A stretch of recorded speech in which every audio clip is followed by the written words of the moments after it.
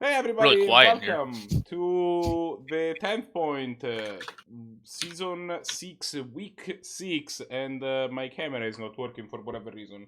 Well, I'll fix it before next round. I don't want to waste too much time. We are, as usual, ready to bring you some rounds of powerful magic. We have 12 players today, ready to battle, and we are getting ready to go. Joining me this week, as for many weeks, is Loman. Hi, Loman. Hey, what's going on, bud? Hey, guys, good to be with you. Probably going to have a relatively short stint. I'm probably with round one. 'Cause I have some personal things to take care of, but I'm glad to be able to join you guys for some Canadian Highlander with this this diverse, interesting crowd of players that is always entertaining and interesting to get to dialogue with pre-stream. So that said, I mean, I just to kind of promote you a bit, man. If you enjoy watching the stream, you enjoy the format, I'm sure you'll find something you can enjoy in the crowd as well. So that said, join up. And I'm sure Red Mage will have all the links, so you can do that. I mean, but it's Saturdays, Sundays, groups of folks get together to play these. And yeah, and it sounds like as we're going forward, like we're kind of doing the progressive thing. We're going to have like, a budding prize pool, for this event as time goes on. That aside, though, I mean, for me, the reward is just getting to listen to, frankly, what turns out to be some abject nonsense and also just some really cool stuff and from some cool people. So, yeah, always an interesting community, man, right? Yeah, no, the players really are the life of the event. I always enjoy hanging out with people like during the event and before the event and being like, okay, what is going on here? So, for those that don't have any idea what we are doing, we have a website that you can actually visit, and it gives you an idea. But basically, what we're doing is we run weekly events for Canadian Highlander and TGO. Is kind of a way to give people that maybe don't have too much of a paper group or other ways to play this format in a competitive setting, and how to do that. We run everything off of the Discord. The Canadian the official Canadian Highlander Discord is kind of our hub. We run our calls from there, and we use that to coordinate. Exclamation point Discord in chat gets you there. I'm gonna have the sign up poll for next week ready to go at some point during the event. It's not quite ready yet, but it's gonna happen. And the other thing before we start, we have our players ready to go, so don't want to waste too much time. But I just wanted to give you a reminder that if you have some sub money, but burning a hole in your pockets. Or especially burning a hole in Jeff Bezos' pocket. If you have your Twitch Prime sub, that he definitely does not need those $5. Just it helps us keep the tournament going. It helps us doing new things with the stream. So we appreciate it. Yay! We have a sub. Sweet, awesome. Thank you, thank you, boys. With that said, I am going to post round one, and we'll be off to the races. All right, Loman, what do you see? What do you want to see? Oh, for the people, yay, Blahguy! Thank you. For the people that want to watch, the people in the tournament, you might see asterisks. You should like those are just for me to remember which matches have somebody that doesn't have a webcam in. And as a reminder, match 4 is gonna get a round 1 loss for PalaceJailer because he's having technical. So I'm back in the booth. Yeah, Luca, welcome back to the booth. How are you? Good to hear from you, bud. I don't know what Luca's opinion is on what we watch first. I don't know if you've already said what you want to watch first, but I honestly. Oh, okay. I think Blahguy versus Arakasi might be interesting. If Blahguy is still on black-red aggressive, it's a little more mid-rangey than Red Deck Wins is, but I think it's a challenging matchup for blue-black mid-range, which I believe Arakasi is probably still playing. I think they call it Specter Stompy. I think that could be an interesting one. I don't know. I think it could be tough, but I think it's probably modulated a little bit in difficulty to a greater level of parity, I guess, by having the additional black splash in that deck. I think red deck wins versus blue-black is generally pretty heavily favored red, but I'd be interested to see how it plays out because I think they have won it before. It'd be kind of cool to see that game. I think it'd be contested. It's certainly a game we've seen before. It's a matchup that I remember having seen multiple times, but it's a classic to up again because it's always interesting. That's what I think. I think there'll be some interesting decision making in it. In the for the fans out there, I do think that I think the first couple turns are going to be very formative of how the game plays. That's true of most Magic, but I guess more so for this. I think it can be very snowbally, especially if you have a lot of mulligans. But if we get some good variants, I think the games could be pretty interesting. Unless we have any new players that we really haven't viewed their decks and strategies. I don't know what Wolfgang... We have no new players who haven't rejected. Yeah, we have a couple new people, but both of them has declined to show their hands. So. One of them is having actually some technical issues, which... Now, suggestion, if this one does end fast, because this matchup is one that can end quickly, I think it would be pretty cool to get to see Necro versus Bailite. I do think Bailite will be favored. I know what Necro's playing, but Necro's playing kind of a cool deck. They're always playing a weird-ass deck. Oh, my God. They're playing Clerics, Tribal, and I'm hoping we don't have anyone in chat. I guess, Luca, technically, now they're on Clerics, Tribal. I don't know if that changes your strategy, but... No, I'm the only one who knew going into this tournament what Necro was going to be on. Okay. We were swapping, instead of swapping... Outside of that, we're getting ready to go. I'll fix that in a second. Okay, where is MTGO? So, Blahguy is going first. What are they on? They are on the black-red, yes? Yeah, they're on black-red. They're always on black-red.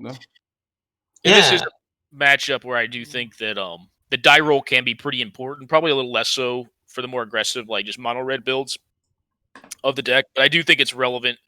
I think one of the clear one of the things that you can do outside of play skill, outside of deck building for this match specifically is look to die rolls, because I think whoever does win the die roll is going to generally be favored to force a game 3 where that initial die roll is going to matter. But the Mox might turn the... the Mox and no turn 1 play. Well, they have a flash creature in their hand and they have a counter squall, so it makes sense to leave up counter squall. I can't see hands, so I'm just judging on the board state. No problem. Yeah, no, they have a Dark Slick Shores for another blue-black land to make their double blue to play Muyang Ling next turn. They're going to either play their flash threat out or their counter squall. What it looks like is going to happen here, they're just going to play out their flash threat and block this, which is actually a really big play, depending on if their opponent has a bolt or something like that.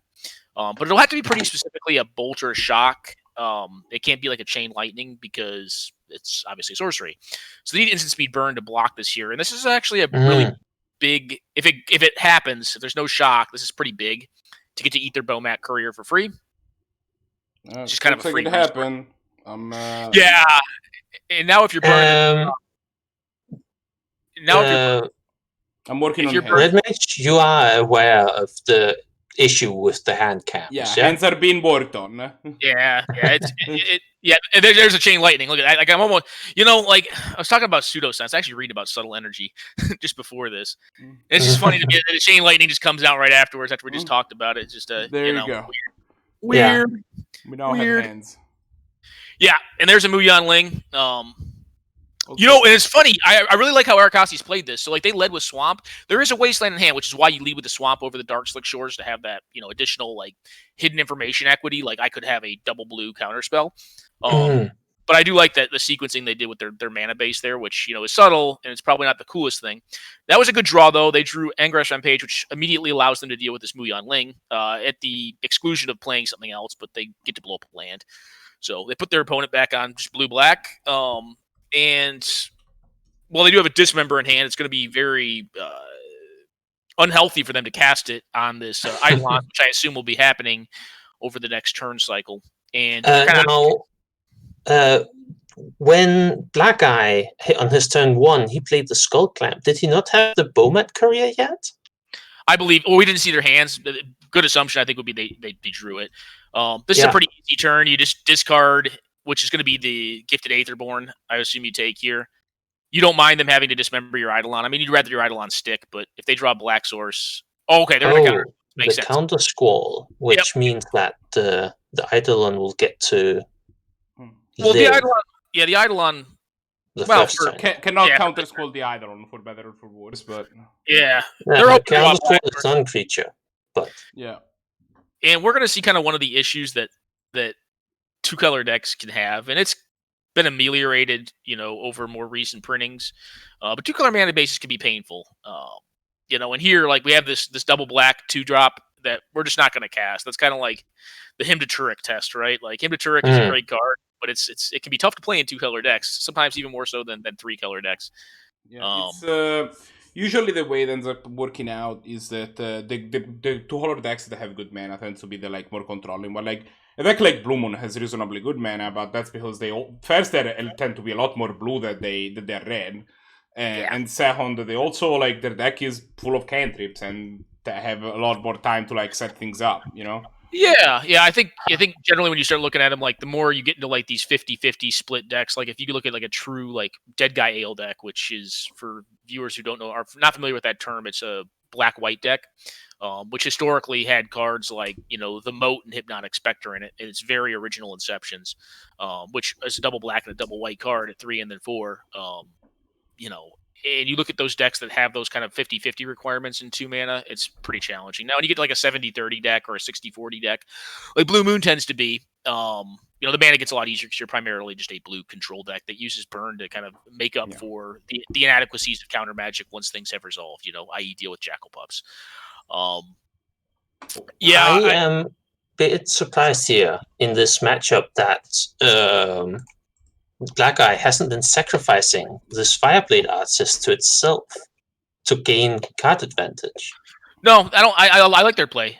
They want their opponent to have to kill this. Make your opponent spend the card or put the blocker into play.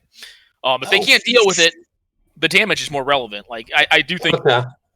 I do think that's why Red Deck Wins beats tempo, right? Because they just don't give a shit about card advantage. They just kill you.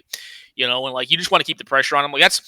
I play Skull Clamp and Red Deck Wins, but there are a lot of cases where you just don't want to clamp stuff up. You generally the clamp I think you want to have because you can get into some attritional matchups where your 2/1s just aren't relevant anymore, and you want to turn them into new cards because they just get blocked by Siege Rhinos and shit. But I think here they're dead next turn. Or they're dead right now. If they find any burn spell, they're dead right now. I mean, So we'll see. All right, they didn't find anything cool. They found an Unearth, which I guess can Unearth the Eidolon. Yeah, you just shock first, and then you can. So I think you do Unearth the Eidolon after shocking your opponent's face down to 1, so they can cast no spells that are 3 mana and under.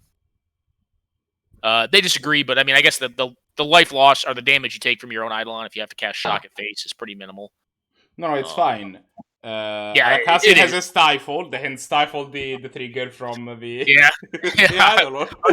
Unfortunately, and I'm trying to think, how does split second actually avoid that? I don't think split second avoids that. No, it doesn't. Right? No. Yeah, because it's not a spell, all right. I actually tried to trick bind my opponent's landfall trigger, landstill trigger standstill trigger in Mental Magic once. It did not work well for me.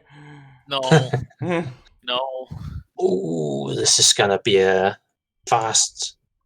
Yeah, one. This is gonna be a little rough. Now, that said, I mean, being on 2 is good here because there's a spell snare in hand. So this is going to get snared. I mean, you auto-snare this after fetching for your Underground Sea. So the issue is going to come back with this... Unearth, but not this turn. You can mana leak that.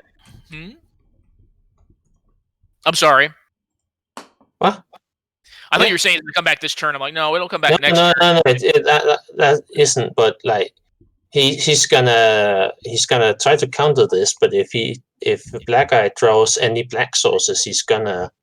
That Wasteland was real big because that was the one fragility of Arakasi's hand is the mana. It was a Wasteland plus one lander. I don't tend to like to keep on the basis of having to use Wasteland as mana. Personally, I don't think you should. I think it's risky. I look at it as a spell. I try to treat it as a spell. I mean, yeah, I kind of tend to account for it as like 0.5 land or whatever. Especially these 2-color decks, it's more so a spell than it is a land. And here you can see some of the risk of it. Now, this is a technical, in my opinion, like, this is one where if I was sitting with another player, I'd be like, hey, bud, listen, like, you want to let this mana burn off in my mana pool and go to second main and just resolve the spell. It'll resolve. Yeah, but so that actually has a cost, right? Because if you Because nerf it's the haste. Robber of the Reach now, no. All I'm saying is, it does have a cost, but I mean, I think you still do it, right? You're playing as a blue black deck. It's got blue floating. It's like, all right, well, and that permanent source, in my opinion, is very imperative for their plan because right now their hand's kind of reactive, right? The red black player's hand's reactive. Now, I'm not saying they're in a bad position at all. They're in a pretty good position because their opponent has no mana. Yeah, but you want to right now, Arakasi's like. To capitalize on them not having mana, right? Like, otherwise they're gonna like draw it and. Yeah, so the permanent source of damage, in my opinion, is more relevant there. That's why I like waiting till second main, even though you do drop some equity in your card. You don't get the free card off the top of their deck. And you don't get the damage in. But I think due to the way your hand looks, which is a reactive burn spell that only goes to creatures, a duress, and then a fork bolt, which is a shock. It's just a shock. It's a splittable shock. You don't really have the heat coming from that hand, so you need to get that consistent clock down, in my opinion. That all said, any black source off the top is a Gurmag Angler, which is going to be basically a 2-for-1 because it'll be a Flame Slash plus a Forked Bolt to kill, and then any other land is into Collective Brutality range. And I think at this point, Blahguy is going to be pretty happy. Yeah, they take away the brutality, which makes sense. Blahguy is going to be pretty happy to burn off 2 cards for 1 here, I think, because they want to get them out of their hands so they can use the Bomat Courier as the game progresses. This game's missing on lands the first 3 draws. I think this one's probably going to be over. What do you think of this Undiscovered Paradise in Blahguy's hand? I don't think we've seen that in past weeks. I think likely what happened is they did kind of the assessment we were just talking about, right, man? Where they were like, damn, like, when this deck was a 30-70 deck or a 20-80 deck, mostly red and just a splash black, I could get away with not playing this. But, if you get closer to 50-50 on these decks, these 2-color decks, especially an aggressive deck that really needs to have reliance of mana in the early game because, your cards don't per se scale as time goes on. Certain things need to be true for your cards to scale over time, i.e., your best draws are going to tend to look like, turn 1 consistent source of damage or 2 consistent sources of damage if I get a high roll and get a mox draw, and then turn 2 develop 1 to 2 more consistent sources of damage, permanent sources of damage, and then like my shocks actually have equity if I'm able to attack 2 to 3 times those cards. If I'm not, my shock's gonna suck, right? Especially in a matchup like this where I'm like, well, I can't finish you with it, and I have to basically represent an effect that does nothing until you get below 0, that is not consistent. That all said, I mean, this one's kind of over. We just, Arakasi did have some risk in that hand. So I can see Undiscovered Paradise, I guess what I'm saying, because it does give you the capability to cast 2 different colors of your spells in a deck that's playing basics of 2 varieties and is intending to be aggressive. So, I'm a little surprised that the conclusion we arrived at was that it was really nothing better than something that bounces back to your hand. Like, I don't think that's an issue. I don't think that's a big issue for this deck. I mean, look at their cards they played. They've played all 1 and 2 drops the whole game, and they're going to win off that, right? That's fair. So, yeah, I mean, like, what's it matter? To me, what's it matter? Like, you'd rather be able to cast them. When your deck's a handful of Jackal Pups, you just need 1. I mean, it's good to have 2 and 3 because you can cast 3 Jackal Pups in a turn, right? So I'm being a little like tongue in cheek with it, but I mean, like, I'm not saying the conclusion I think needs to be drawn as the Undiscovered Paradise is correct in this deck, but I'm saying there is an argument for it, and I don't know what the right answer is because I haven't really reviewed their deck to see what I think is the operative thing you need to assess in making that call, which is like what percentiles of red and black cards do you have that you need to cast, and when do you need to cast them? Okay. And if it's 50-50, here's my question for you while Blahguy wins this match. Would you rather have an Undiscovered Paradise or a Gemstone Mine in this deck? We should go back and look at it, right? Like, how many times did that land bounce back to their hand? Was it 2 times? 3 or 4. Well, that's actually... I wasn't paying attention to how many times it bounced. So I was actually talking about the card itself. But If it was 3 to 4, then I would say Gems or Undiscovered Paradise. If it was 2, for this it was game, 2 but or like in general, right? Like, no, that's what I'm saying. Like, I mean, you do have to take this game as a discrete point of information, right? And like, Blahguy would be the person to ask. They play it likely the most. But if what you were finding is you were using it, more than 3 times, then Gemstone Mine is a resource that goes away after that point in time, which I don't know how relevant it is. I mean, the concept of a deck, like an aggressive deck like that, is to be able to close the game before you see more than 3 to 4 draw steps, right? You want to be winning by like turn 4 and turn 5. All right, Clerics. This is like a pretty good draw for the Clerics deck. I mean, they have the fast mana, and that was kind of one of the concerns I had just really briefly looking over the deck. This Clerics deck is that what was going to make the deck win was not per se the Clerics. That is a Pikachu. To Lorin who subscribed. I put a short celebration on stream. Please go ahead. Well, in the cleric tribal deck, it's the fact that many of the clerics are luck pieces. It's a death and taxes thing. Yeah, I think the issue that I had looking through it really briefly is that it didn't. In order to get that, I mean, this is an issue you run into with a lot of tribal decks. Like, why you'll hear some tribal decks being like, decried by folks who play the format a lot, like as being like quality, and then others kind of just being subsidiary builds of other decks. Which my argumentation would be that this is, yes, you're not wrong. This is more of an extension of like a Death and Taxes style strategy, which I would tend to call more aggro control and less prison. Although I can see like how you could equate the two, but the issue is that it doesn't have the same proportion of elements that Death and Taxes does at its disposal. Yes. Tools go. So like you have far less removal and like board interaction, at the expense of having more of these creatures that singularly are kind of weak. But in synergy, you can have, get more of that good, quote unquote, that the taxes can have for making the game difficult. And the issue I have is that, like, Glow Rider, for instance, like against Red Deck Wins, that card's just god awful, right? That's why you don't see it. Like, it's a 2/1 for 3, which is a very expensive rate. It looks like it should have flying because it's floating around in the air, but it doesn't have flying. It's basically just an overcosted Thalia. Yeah. So it's that's kind of my issue I had. Is I was like, like your removal looks really low. Like your removal count looks really low to win creature combat, win creature matchups. And the independent quality of your cards is a lot lower. Because you look at Death and Taxes, they have a lot of good cards that have First Strike, Vigilance, Flying, and you kind of look at the Clerics, and they don't have as much of that. They're a little more expensive. Yeah. So they fight worse. They have a lot of 3/2s to 3 and 1/5s for 5. And sure, yeah. And like on their own, those cards aren't really that great. They need to kind of work in concert. And I think as Magic kind of progresses, like, I mean, it's a balancing act, right? Like, I mean, I'm not saying synergy decks are dead by any means, but I do think as the game develops over time, like decks like what folks call Sandra Bullock, Pattern Rector, I think is frankly just a weaker deck than some other builds of Abzan can be.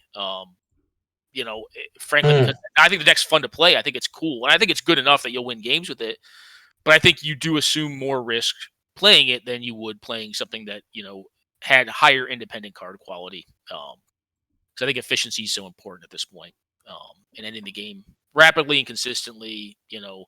With as little probability for getting quote unquote dead draws. Well, Revelark as a 4/3 flyer is 5 mana for a 4/3 flyer really where we want to be. No, that thing needs to be killing people, right? You don't really have time for a 5-turn clock at 5 mana. It's just not good enough.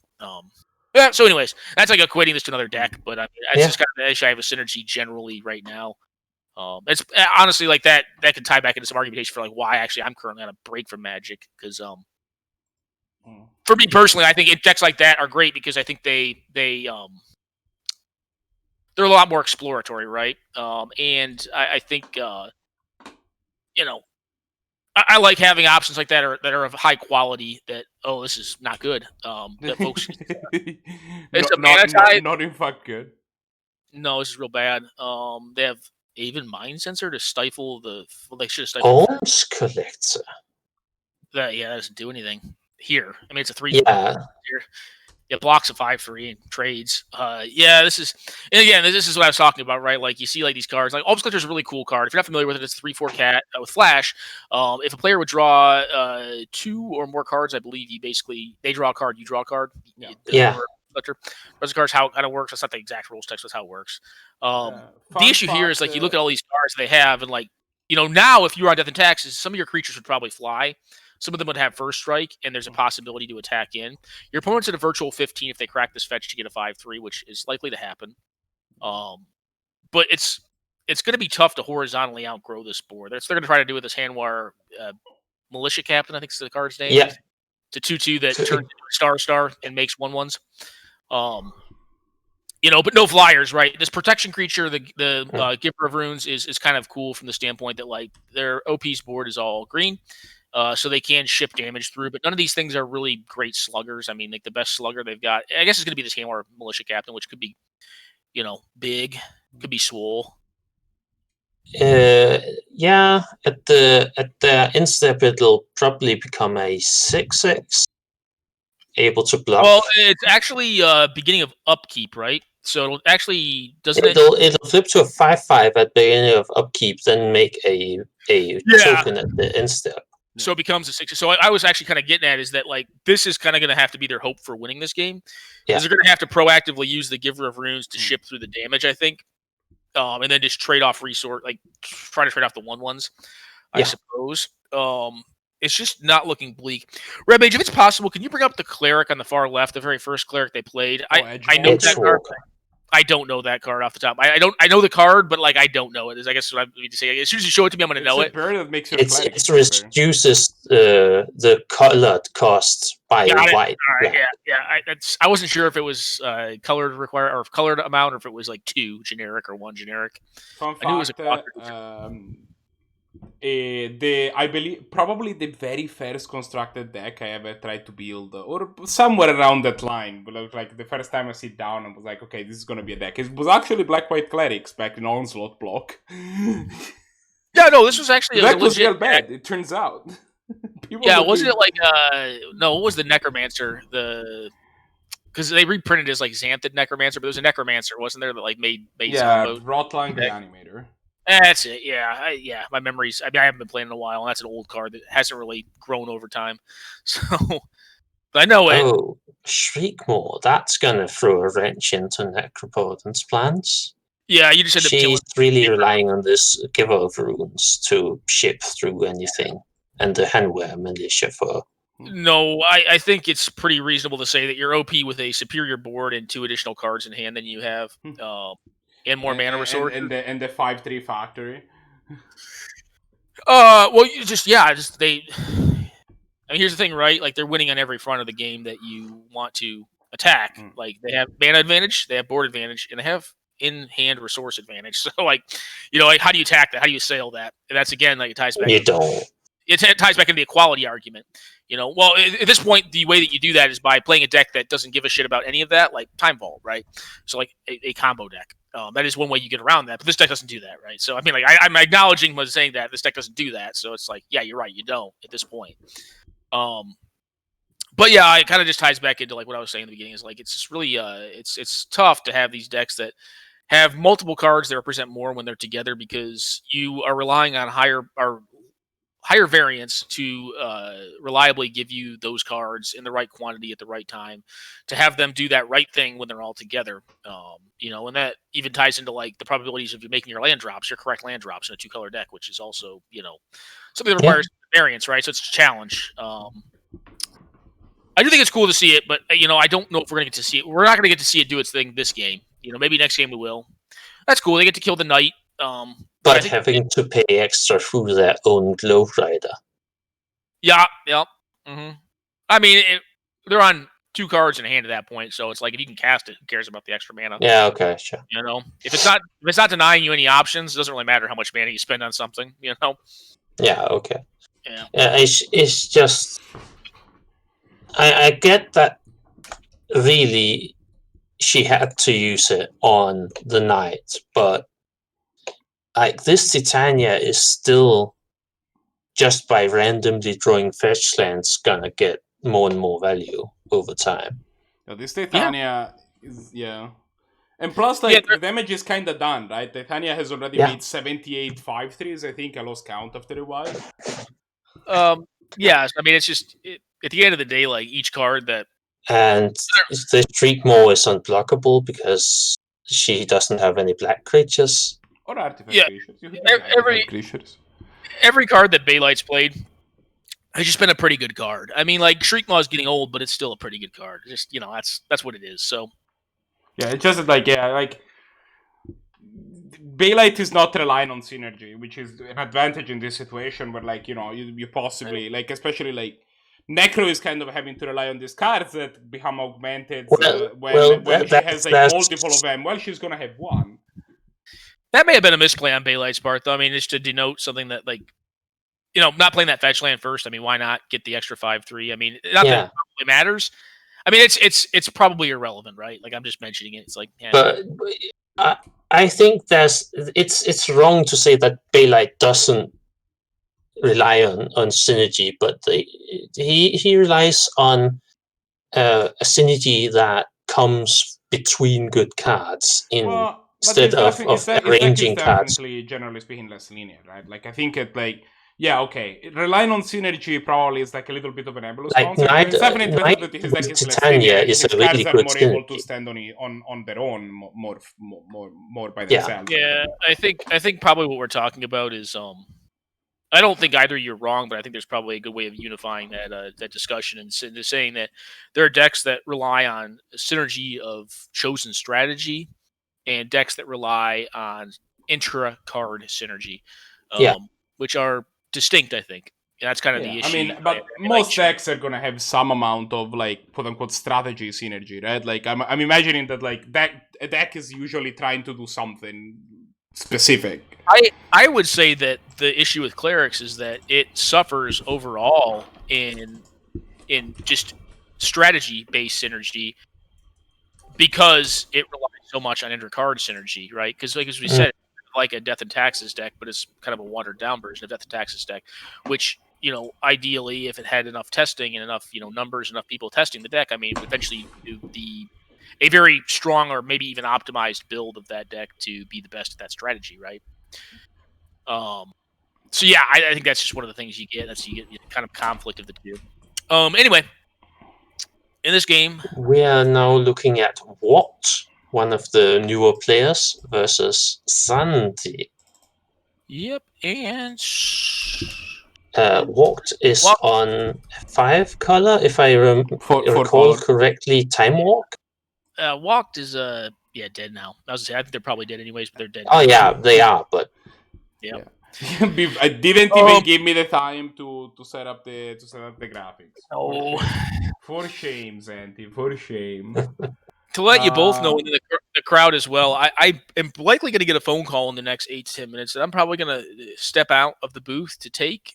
So I may be having abrupt leave here. I apologize for that. I'll let you know. I'll be like, hey, I got my phone ringing. I got to answer it. So yeah, take your time. It's I mean, I will. Sorry, I love you, but I'm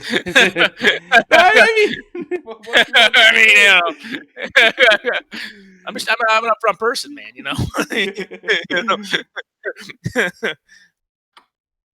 All right. I haven't actually been copying the. Okay, give me a second while I write down the match results here, which I only have 4 of. That's interesting. Where are the other 2?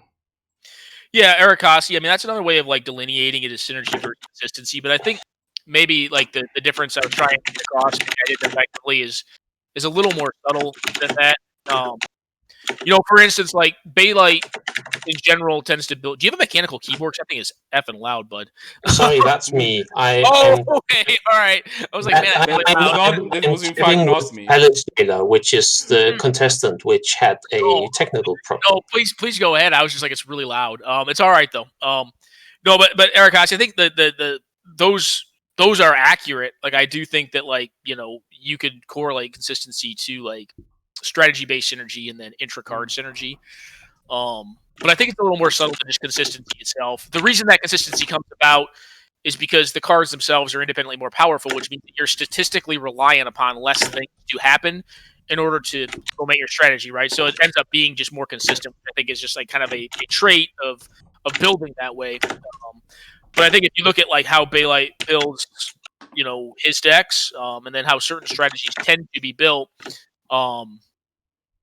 it tends to circulate around some very central ideas, which, if I were to guess, because I'm not them, but if I were to guess for Bailite, a lot of that circulates around value generated through high quality and then 2-for-1 capability of cards to build into a deck that is always able to top deck into cards that trade for more than just one thing, and or trade for a thing and then represent consistent sources of damage to promote any of the game.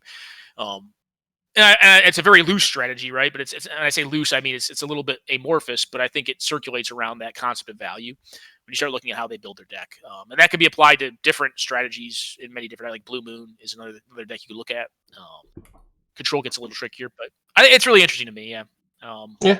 How you kind of break it down, and maybe I'm just pontificating. Maybe I'm just being semantic about it. Because this is I mean, I think almost every deck has at least some amount of like goal that lies behind its construction, right? Like, so I've seen like a deck that was I think it was dedicated to Bon Jovi's greatest hits. So I don't know. I guess that was the goal. I'm just kidding. I mean, yeah, no. I mean, like, why would you? I mean, anything you do in life is supposed to, be supported by some purpose, whether it's ill-defined or known by the user themselves. I mean, it's irrelevant. But yeah, no. I mean, it's Speaking I just don't think Bailite, how about we watch some Bailite? Sure. I just don't think it's quite as simple as synergy versus consistency, I guess. No, I agree with you. It's a little bit more of a... it's a little more nuanced, but I mean, it's a little bit more nuanced than that, for sure. Yeah. But I do think that ties into like why you look at like how there are some tribal decks that just have not been consistently successful, so...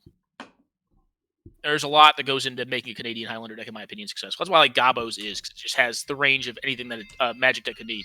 At this point, however, my phone is ringing, and I'm going to step out of the booth. I'll catch up with you guys once I'm done talking, all right? All right. Take your time. Later now.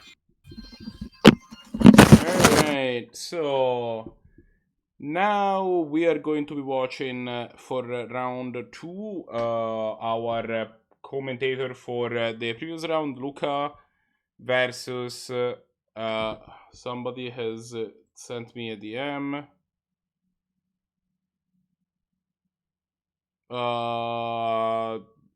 Okay. Zannty, why? But okay. I don't think that matters. We'll see later. Zannty sent me a DM saying that they intentionally drew game 2 and then finished game 3. So the final result was actually 2-1. If you want me, I mean, we can talk about it the later. final score. We can talk about it later. Let's just get this party on the road for now, shall we? Yeah. That means. So I'm assuming. Well, I'm hearing feedback. Oh, that's probably low manis. Unfortunate. Okay.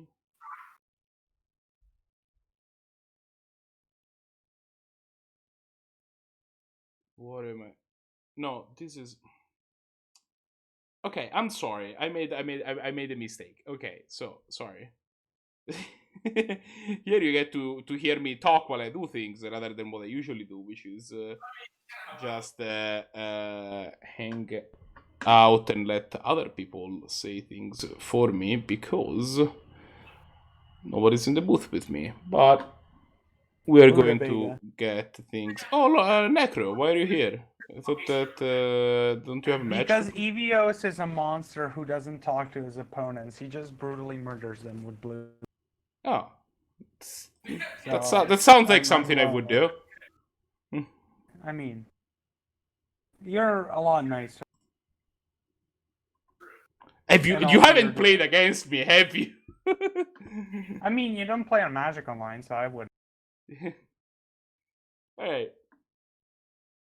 Oh no, I don't like it. Like a fucking mask. We have some stuff. Okay. You could talk. Give me a topic. I'll help you. I'll talk you through No, it. I mean I'm setting up hands. We have we kind of missed the very beginning of the game, which was slightly unfortunate, but we're seeing like a pretty nice hand from Bailite, who however is missing a third land drop, so that's a little awkward. Luca on his Second, hand, third he's land? yeah. Oh. Luca I like.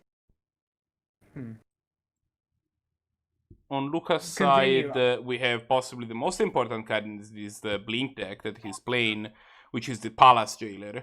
And PalaceJailer can be real brutal, but it's not the most important card in the deck, but it's one of the scarier threats. yeah, well, The it's most okay. Not important Palace, card yeah, in the okay, whole sure. I deck mean, the most important card is is probably like Ephemerate. Time Walk, right? Like, but No, Ephemerate is the big. I don't think he's on time. Wait, this version might be on time walk. oh yeah, right. We had this problem last week, right? Where we kind of assumed that he had Time Walk in the deck. Yeah, you should stop assuming people's points. In my experience, points are a You know what they say about assumption? It makes an ass out of you, and umption, I think, is how that saying goes. I'm pretty sure, but I'm not a whale psychologist, so I can't.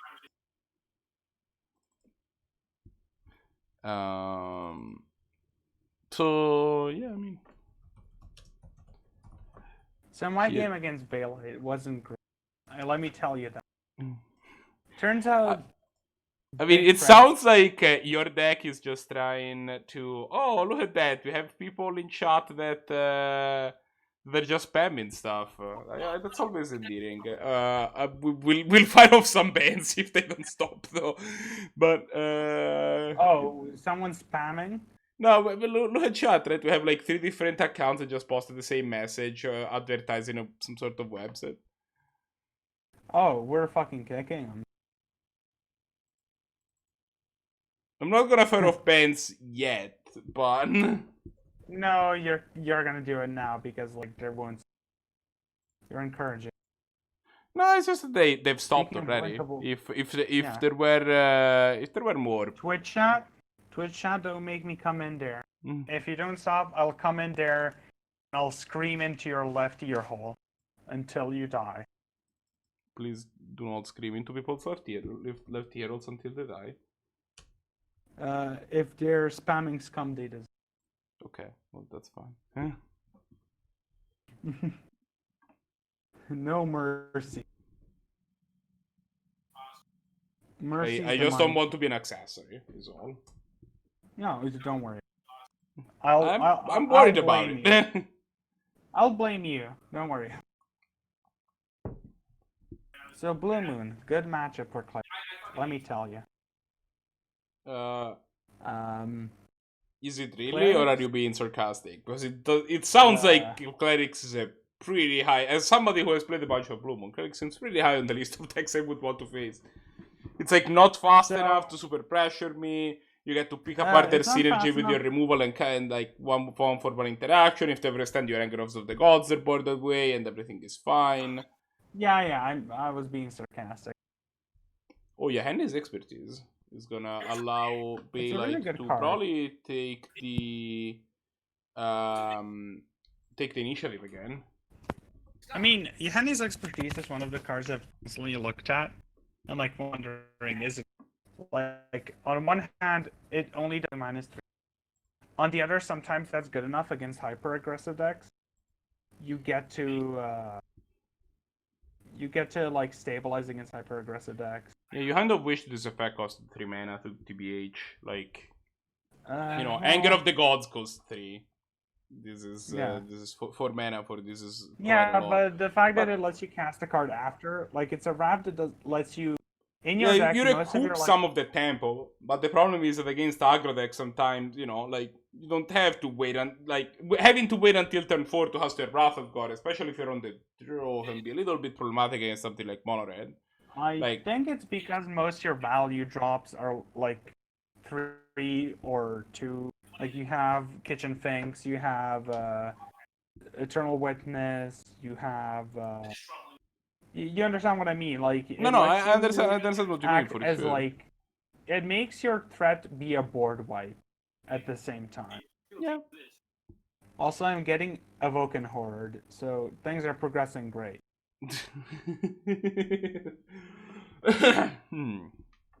Ah, yes. Why is every deck I play bad against blue? I mean, have you played mono red for 2 weeks in a row? The deck is not in fact bad against blue moon. I'd argue. No, I'd argue. Trust me. You don't Okay, want your I opponent playing 2 argue. mountains in a row when you're playing blue moon. That's a bad I sign. mean, depends on the hand of both players. Keep a creature head. I mean, that's always true though. Mono red. Like think about it. Everything is like if you keep a Like, yeah, if I see seven lands and then mulligan into 7 board lands, then mulligan into 7 board lands, yeah, the game is not gonna be great for me, but like I mean, I've done that. The fact that like you didn't see a land.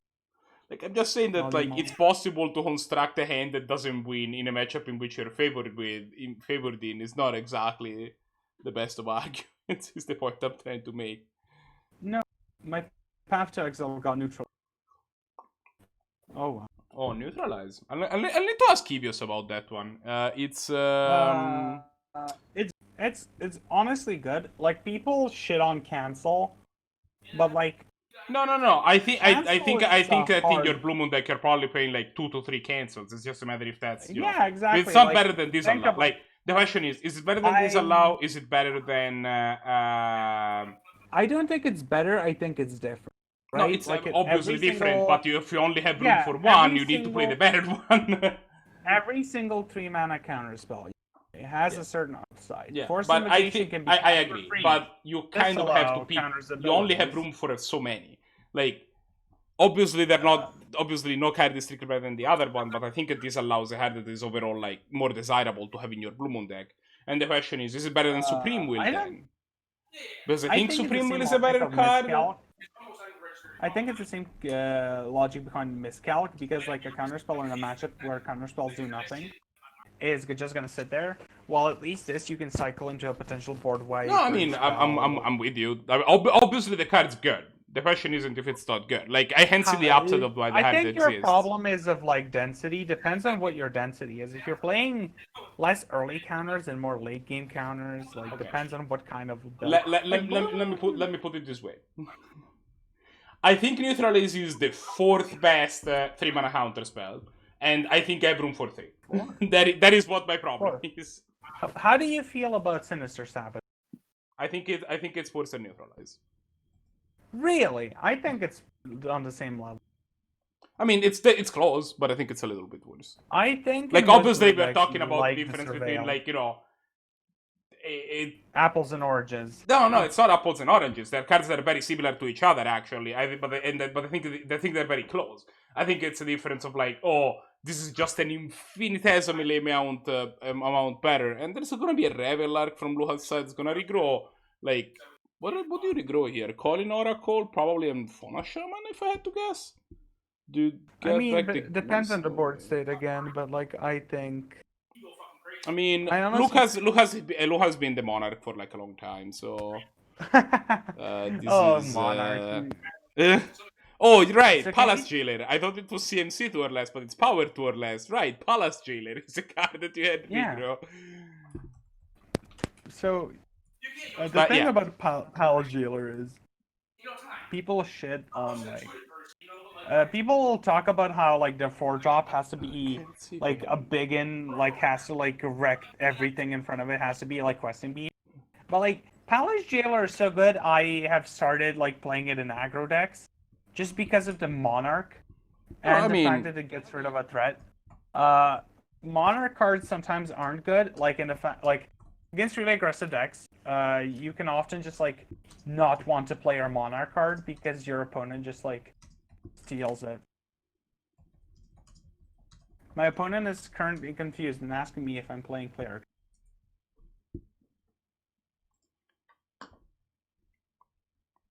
Which is always a great reason. Ooh, Siege Rhino. Siege Rhino is one of those cards that will always be like good. Like, Well, so the upside always here be is good. that Not because it has trample, if Luca actually doesn't have its own answer, now Luca has a Siege Rhino in hand. So turns out he does. But like, if you get to attack with the Siege Rhino, I think the most annoying aspect of Siege Rhino is the 5 toughness. Because holy shit, is that hard to block? oh, I love Siege And Rhino. kill, But you know or what blocks burn Siege and Rhino, kill. and you know what blocks Siege Rhino forever in this case? Siege Rhino. I mean, that's what made for that horrible standard environment. The standard Was the wasn't fact bad. that like I actually it like wasn't bad. It was just I think there was like a recent Magic article published, like how you fix Magic, what's been going wrong. It's like the game shouldn't end too quickly, but the game also shouldn't like fucking go to like 25 turns. No, like nobody knows what's gonna happen. Top deck mode, because like it just gets boring. Like it's funny once, but if you having to go into those games, Yeah, but like, Siege you Rhino yourself kills know, like- people also pretty fast, it turns out. yeah, the Like, problem yeah. was the problem with those decks were when they matched up against each other, they couldn't kill each true, other. but also more that was less of effectively. a problem that you would imagine, because first there was like 3. Okay, so there's two things. First, like there wasn't one Abzan deck in the format. There were like 3. No, I know. And, there was Abzan Aggro, Abzan Midrange, and Abzan Control. Yeah, They were, and like, so all like different decks. those But different they all decks, even played though the they all played card. Siege Rhino, like the way that they worked out was pretty different from each other, and they had like I think the their one that own like played intricate set Elspeth- of matchups. The other thing is that even when you were playing the straight up mirror, like those decks were actually not that bad at closing out the game. Aggro would just like jump a Siege Rhino with a Herald of Torment or whatever, and now suddenly your Siege Rhino is an 8/9 flyer. You're like, Yeah. I'm gonna die. I mean, the thing with like Siege Rhino is the life disparity it creates between the two players. Because you gain 3 and your opponent has lost 3, you're now like 6 life up on your opponent. Usually. I Like, wouldn't if call we're, that a like- problem, but No. It's the problem for like it's one of those cards where like they changed it so much in design because of other things that were gonna be there, and it's like it was gonna have the ability of if it's discard, like it was gonna have the bail off ability, where if it was discarded, it will return because Liliana of the Whale was supposed to be a few things reprinted. change here and there. Yeah, it was. Yeah. I mean, at least that was justifiable, but then you have in like the thoughts more. standard, yeah. I mean, I think Thoughtseize should be printed in standard more. Honestly, I don't think it's Thoughtseize's fault alone. Having Thoughtseize was lived through that standard, I think enabler. thoughts is legit a bit too good. Yeah, Like- no. I'm not saying it's bad. Like, oh, Thoughtseize is so bad. No. It's too late. I'm not No. saying I it's mean, obviously good. I think it's too good. Like that's what I'm saying. I think thoughts I is a don't little think bit it's much. too good if you balance the other, like, good hand attack isn't bad as long as it doesn't lead to oppressive gameplay. The problem with that standard was like the big problem that you had with thoughts is in that standard was actually like a double prong problem, which was like it felt like you always knew 90% of your opponent's hand at all times between Corsair of Krufix and Thoughtseize.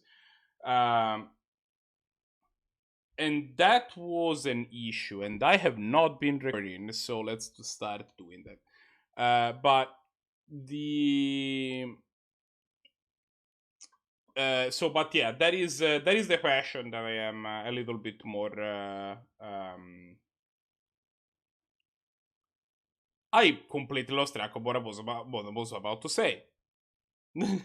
Let's try this again.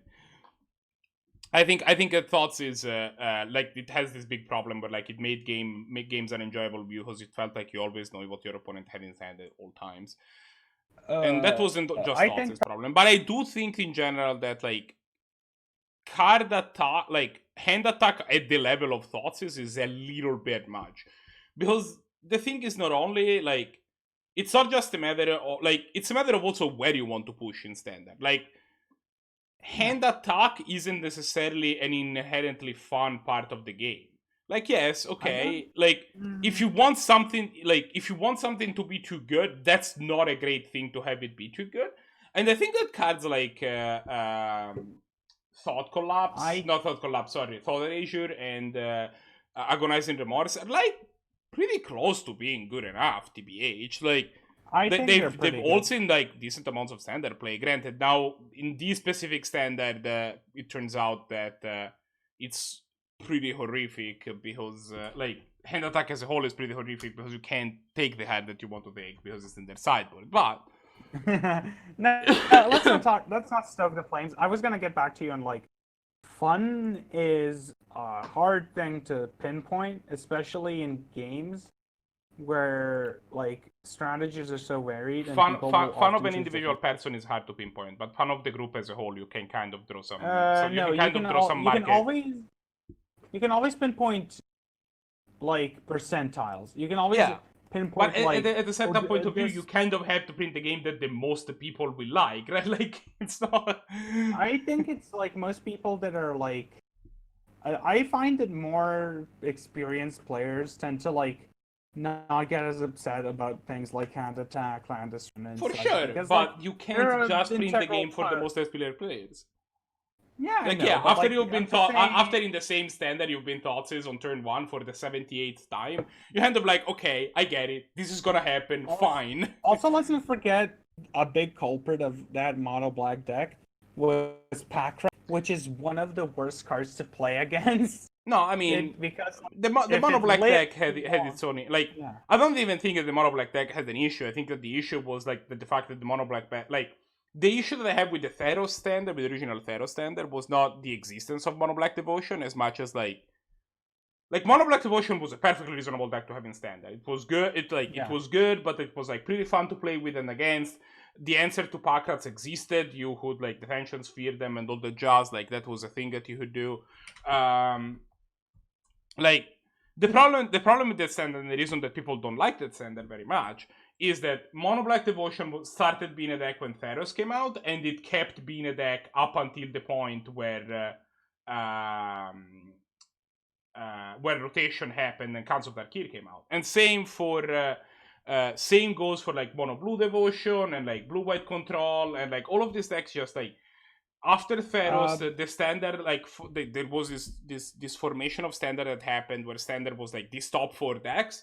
And like those same top 4 decks stayed exactly the same up until the end of the. I think that the reason those decks raised to the top, and this is like because they weren't focused around a singular card, right? They were not like focused around like it's because it's a really simple archetype that only needs to like Mono Black was pretty much focused entirely around Thoughtseize. Like Thoughtseize was the reason to play Mono Black. There wasn't Like, you had other cards that, like, supported your strategy. I don't and you had think different ways of Thoughtseize killing your alone opponent. carries the deck.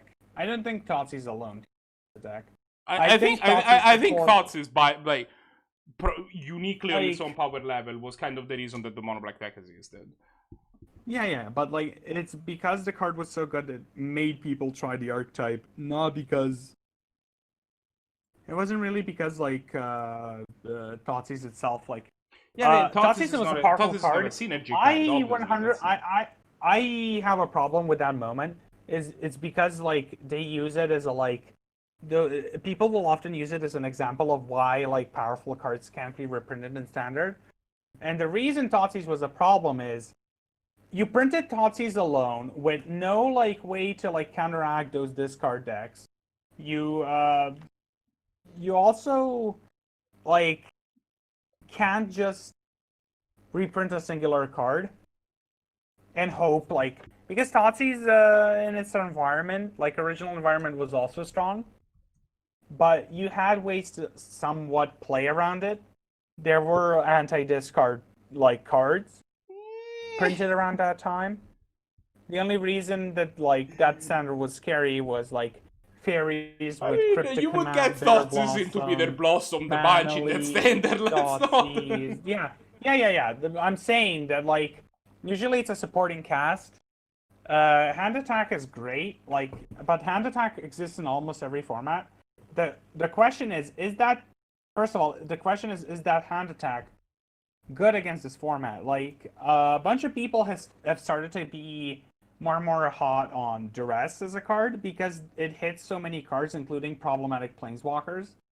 Yeah, And but with more you and more still people cannot playing put Planeswalkers. this card spell in your standard deck like right now. That's just. Yeah, I mean, yeah, but like, let's not talk about standard. Standard's a dead. I'm kidding. I have nothing against standard. It's just really, I like brewing. I like using a big pool of cards. I don't like being limited.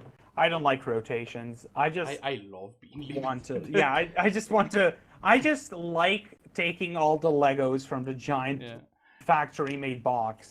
I actually something. really like spending the time to actually figure out what the best So standard for me, like I really like standard. Spoilers.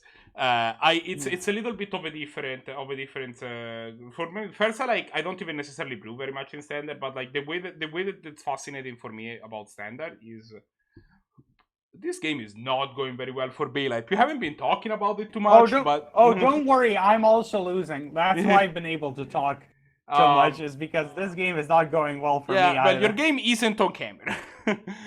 Great. So, because this ain't Awoken Horror is back, and have been double recalled already. What was I trying to say? Right, like what I really love about standard is actually the small meta game that is like relatively like known, and it makes it so. Ooh, this Yannis expertise was a hell of a card here.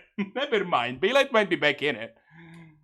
I talked to this with Bailite about this during our game. I actually really like the small meta, and I really like trying to, like, for example, build my sideboard in such a way that I can love attack that, like, self-contained, I'm trying to break it.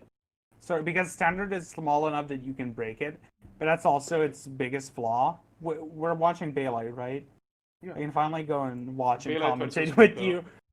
Yeah, so I like the small thing, but the problem with like small formats, like formats with small pools, is it's so easy to break them because there's less time needed to figure out what's the best thing. That's why it's really not though, because like unlike older formats, they actually they actively try to stop you from breaking standard. That's a difference. I mean, to some with various degrees of success. I'm not gonna say that. I'm not gonna say that they've always been successful in recent times, but they actively try to stop you from breaking standard. I think it's just I just think you need to be careful about what you print, like in a self-contained environment. I think the best people you can like make a team of to make your set is people who have a lot of experience of making balanced cube environments. And that's a way to do it. I don't think it's the only way. If you think about it, okay, so think about like, I don't know how many cards you have in your pauper cube. I'm guessing it's 300. What? 540. 540. Okay. So like, let's talk about a typical set has like, I am totally off base. I think 240-ish cards, right? Like on average. No. Some of them are lands. Most cube have 360. So okay, not. No, I'm talking about sets. I'm talking about. Sets. Your average big set has 280 cards. Yes. But like 40 of those are basics, right? Like 40 of those are basics. I'm including everything, so yeah, some of them. And also basics, tokens. No, I mean tokens don't count. But like, yeah, let's go. Let's stay. Actually, tokens are on the tokens have their own collector's number. So let's see your. Let's say somebody has a 700. What is it? 720 card cube is the biggest one, right? I think cubes tend to be. Yeah, I think 540 is the most common cube size. I was talking about the biggest one. So yeah, 720 is probably as big as you can go, but you can like there is no like biggest, right? Like you can build. You can make your cube like 1 billion cards if you want to. It's just a matter of like how. No, let's never do that. Don't do the blackjack method of like, I have an infinite of cube. This game is still going. I know it's okay. So what I've said against Bailite, I've said this to Bailite too, is like fighting him is like fighting an anime protagonist, where like Yeah, at the it's beginning not you even start my beating him fan up, form. and he just like, and he seems down, but then he somehow comes back into it and starts beating you over the head with new I powers you've am never really expected. regretting that we were talking about, like, Pharaoh Standard or whatever, while that Yahenni's expertise was happening, because that was a hell of a moment. Like, Bailite looked like Yeah. kind of like he was on the ropes, and then suddenly it was like, nope. Yohannes' expertise is good in our format because more and more, Didn't say him last time, though. more and more like 4 toughness and up creatures are becoming a rarity because people are trying to be more efficient, more low to the ground. And most good decks in our format, like if you think about like the top kings of the format, Academy doesn't run any creatures. Time Vault runs a few creatures that they don't care about. Death and Taxes, all your creatures are weenies except like At least one creature they really Gideon. care about. Except Gideon's. Mono Red doesn't have a 4 toughness creature in its arsenal unless it's playing Hell's Thunder. And if that person is playing Hell's Thunder, they're probably me. Is Mono Red not on, like, Mono Red doesn't play like dragons and stuff, right? Sevine's Reclamation? Yeah, Savine's Reclamation, good card. Played in your Yeah. white decks. Like, Real good, turns out. in the worst case, oh, that was Bailite. Oh. Yeah, this game is not good. This is How is Lucas this still at game- 17 life? because Luca keeps blocking and gaining. There was a Kitchen Finks. There was a Gilded Goose and a food. Luca sacrificed the food. That's why he's at 17. Yeah, so I think, okay, so the cube argument I was giving, like, let's say somebody build a 600 card cube. It's a balanced environment where there's like, let's say 6 archetypes that like people have, and let's split that cube into equal sets of 200, like split them color wise and such, fixing wise. And let's say that is standard. We introduce the first set, people start making decks, the second set completes it, and the third one is where we want it to be, where we controlled what standard decks would be in.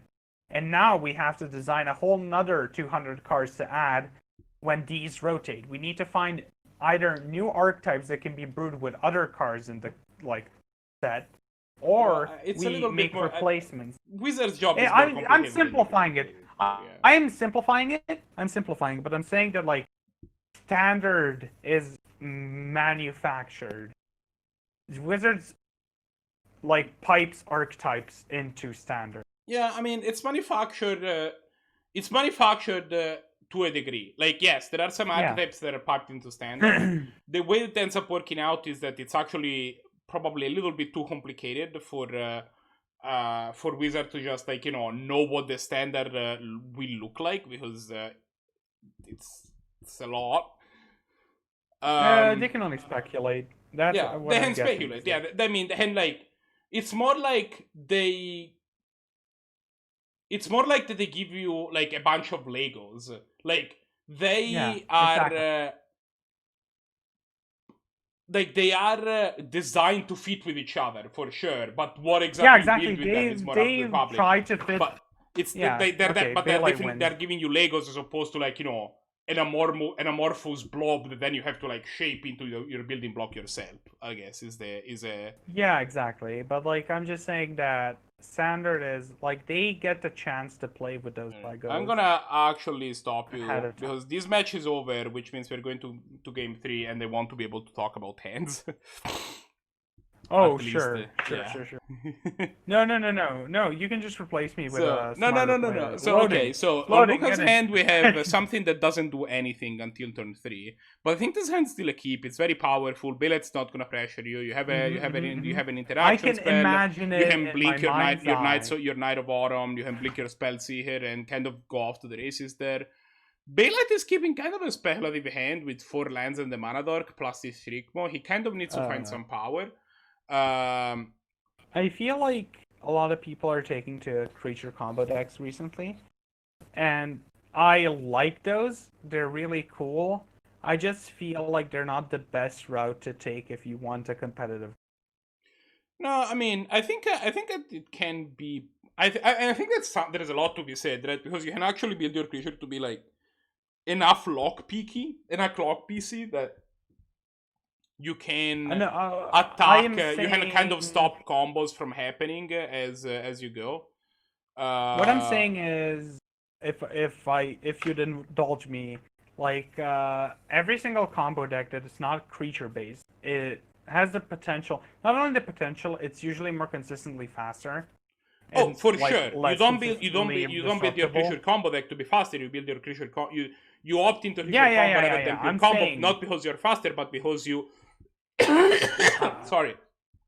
Your Yeah. deck is more interactive. It tends to have a better backup plan. That's why you go into that sort of archetype. Again, I'm not judging people for playing what they like.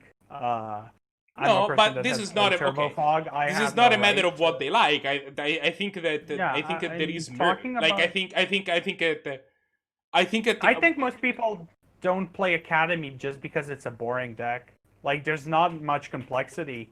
It's just boring. It's an autopilot deck. but like and people Academy don't like also playing isn't necessarily it because... that much faster than Hoof. Yeah, no. But Mm. like, I'm saying that Like, like you pick the combo deck that isn't but even the it's fastest more one. efficient. Yeah, but it's more efficient because it has such a density, just like Hoof. But Hoof is different. Hoof is like, I can kill you fairly, or I can Hoof. There it is. But And that's I fair. think Academy. But a deck like I think you are misunderstanding that a deck like this 4-color blink deck is like quote unquote a combo deck. This is a mid-range deck with I'm a not combo saying. finish. I'm just saying in general. No. I'm just saying in general, like creature combo decks. Like in recent Then times, what I've creature seen more combo? and If you're not more- talking about Hoof and you're not talking about No, deck I'm not we're watching on stream, saying- what I'm not- creature combo deck are you talking about? The thing is, I am trying to explain myself, Red Mage. Can you let me speak? No. I'm trying to explain myself. So what I'm saying is, and recently, me personally playing in the Highlander like scene, I've seen more and more like decks focused on like creature synergy combo-esque. Like, I have a mid-rangey plan, that some value, and then a combo. I've seen so many of those decks, and I like those decks. They're fun to play. It's cool. I'm just saying that, like, if you want to combo in the format, I think most people don't play Academy Can and you Volt give because me they're can just you boring. give me an example of one such deck? What was the combo one? Because like the new Moth, you know the new Moth, Or Luminous the Brood 3/4, mod? Are people trying to play and like Luminous 3 Brood mod mana, aristocrats? yeah, no, not aristocrats. And the 3 mana enchantment, whenever a creature dies, you mill, and then return a creature that costs less than the thing you milled. Oh, that's way Like, you said people people are to like- make that Yeah. work?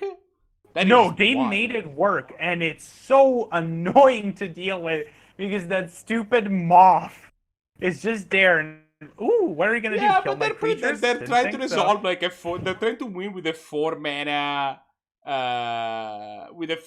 like 3/4. Like, you know, you should be able to interact with them. Just kill the damn thing.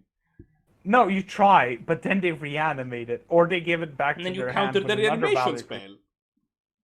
That's what I'm saying, though. That's what I'm saying. Those decks are disruptible, and there's more efficient ways to combo. Yeah, okay. But I mean, people I don't like fault those people decks. for trying to make new combos work, but you definitely like that is the type of combo that like I would want, like, oh, my deck is playing 99 cards and I happen to have a subset of cards in there that goes infinite with Luminous Brood mod. So I guess that my 100th card can be Luminous Brood. And don't get me wrong, I enjoy those decks. Like, those decks are really fun to see. Like, people brewing is like the best thing I see in this format, is like people trying to make their idea work. I'm really and, hoping that Lowman didn't come back and he's not. Because I muted him, That's right? just- Like No. I would hear him technically, right? Because Alright, he's you in the would hear Discord. him. Okay. Yeah, it's not like. Yeah, because we Also, would like, faintly we- hear him back on stream. So Also, this we can- can't always depend on Lowman. Lowman is a freelance. I think Lowman is like a friend, and he's doing this out of like the love of the format. But like, I think we need to find a more enticing way of him like coming here than like, you like the format, but please commentate. I mean, I would like. I don't have a great way of doing it. That is kind of what I'm doing. Exactly, especially TBH. Lowman. Lowman doesn't care. Lowman is happy enough that like you can't bribe Lowman. Lowman is an unbribable person. Unless we blackmail him, but we wouldn't want to do that. No, that sounds terrifying. Yeah, why would we blackmail a nice person that has done nothing but be? Also, this game is what I like to call the green mid-range show-off, where Yeah, we can kind of nobody's like keep doing talking anything. about random garbage, right? Oh, Gerard's, Because nothing interesting is happening. It's just like, oh, have you ever seen creature decks matchup? Yeah, but like, have you ever seen like two creature decks? Just like, I have efficient blocks and no good attacks. I have efficient blocks and no attacks. I'm gonna keep drawing until I draw something. Good. Me too. You're like, interesting. Oh, Bailite sapping mana.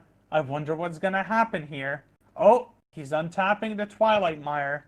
Oh, he's tapping the Twilight Mire. I mean, he's casting this code sort of graphics, right? It makes no sense to has the Gerard's Triumph against an opponent who probably has like might have some sort of flash creature in his hand. Oh, that's what you don't want to see.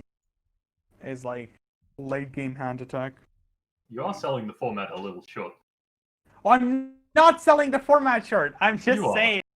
No. I'm just This saying. is a very that- interesting matchup. Like we're seeing. Oh, a, no, it is, creature it flash is. I'm combo trying deck to- versus a.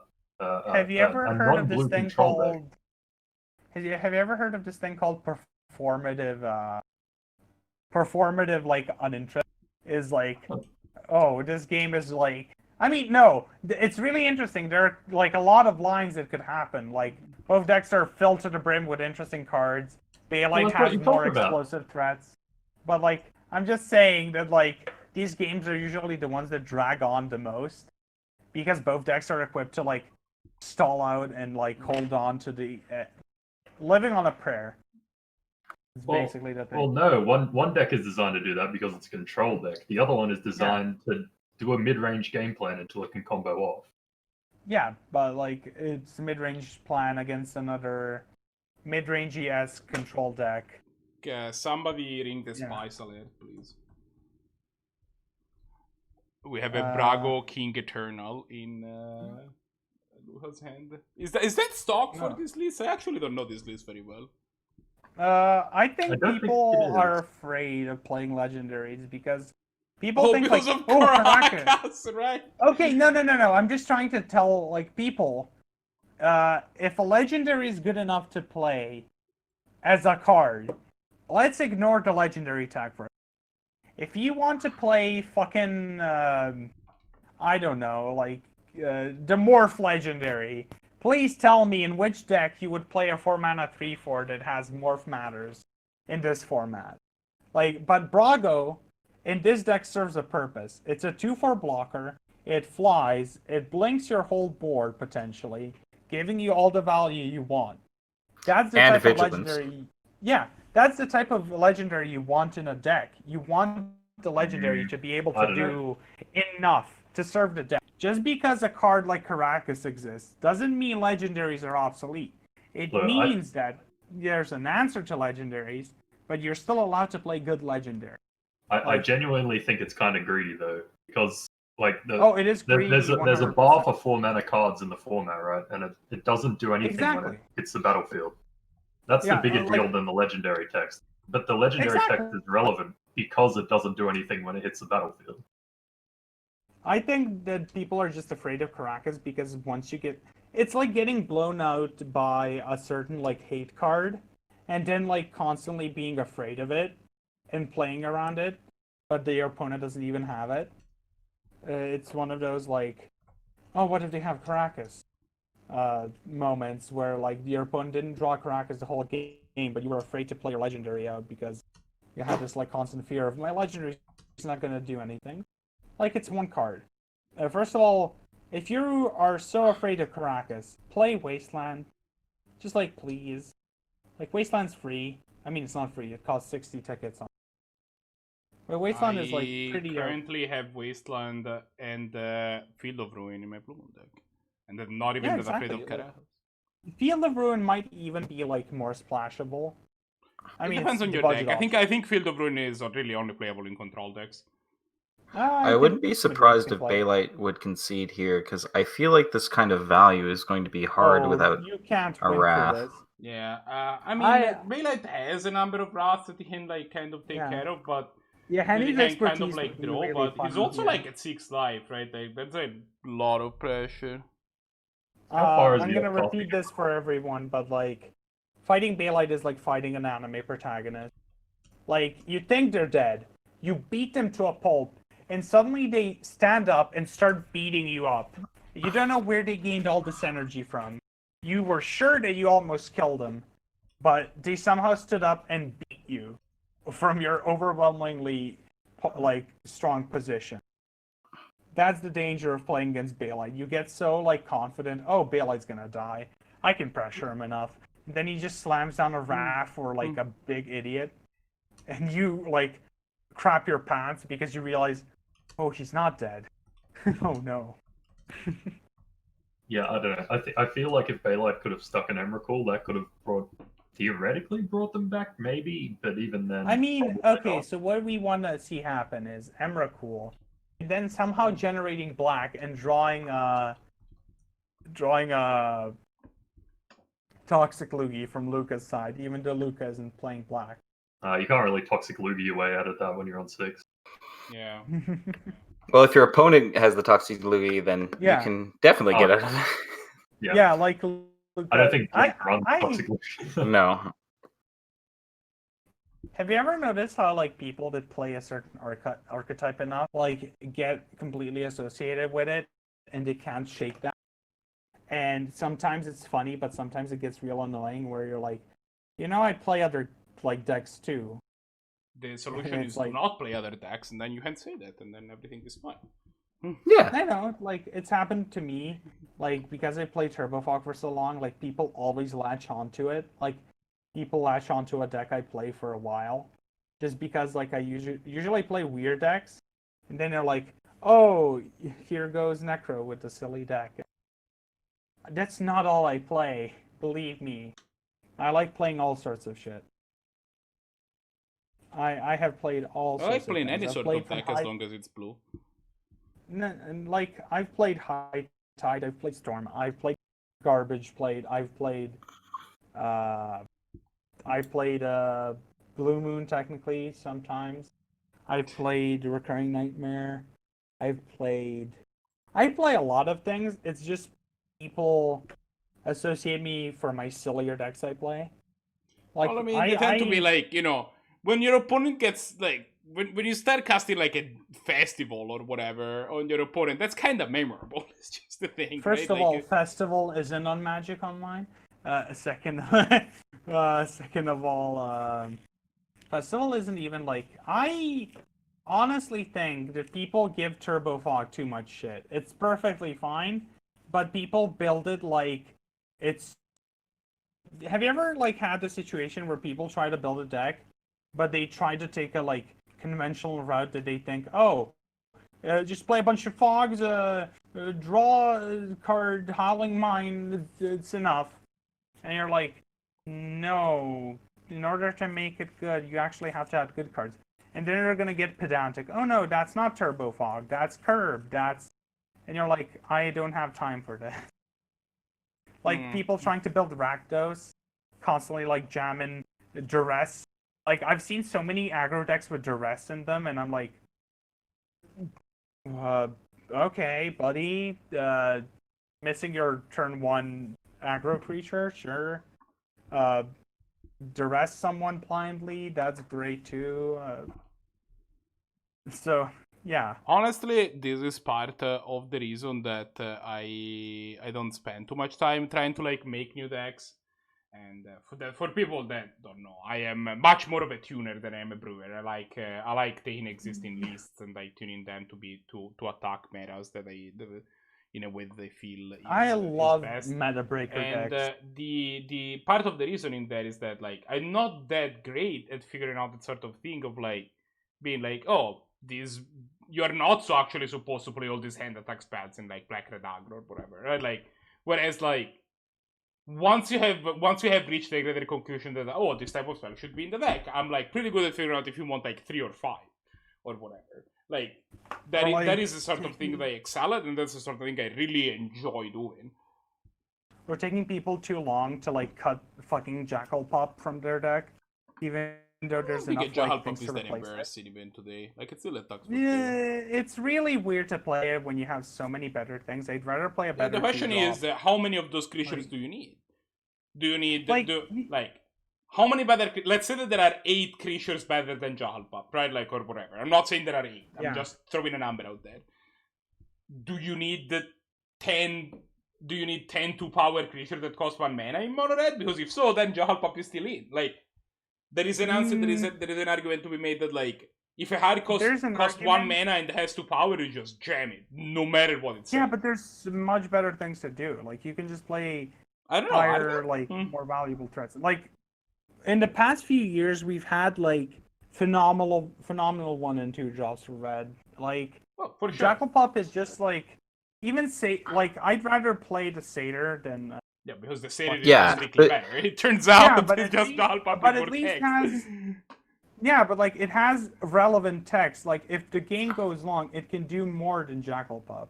Yeah, on account of which being the same card with more text. Yeah, exactly. Like I think it's just nostalgia. All right, we can talk about it more in detail later. Let's. I mean, I can't because I have to play some. Yeah, exactly. Let's jump some magic. We're gonna be watching. We're gonna keep watching Luca in the next round. Before we go there, though, while I set things up, I wanted to remind everybody of a couple of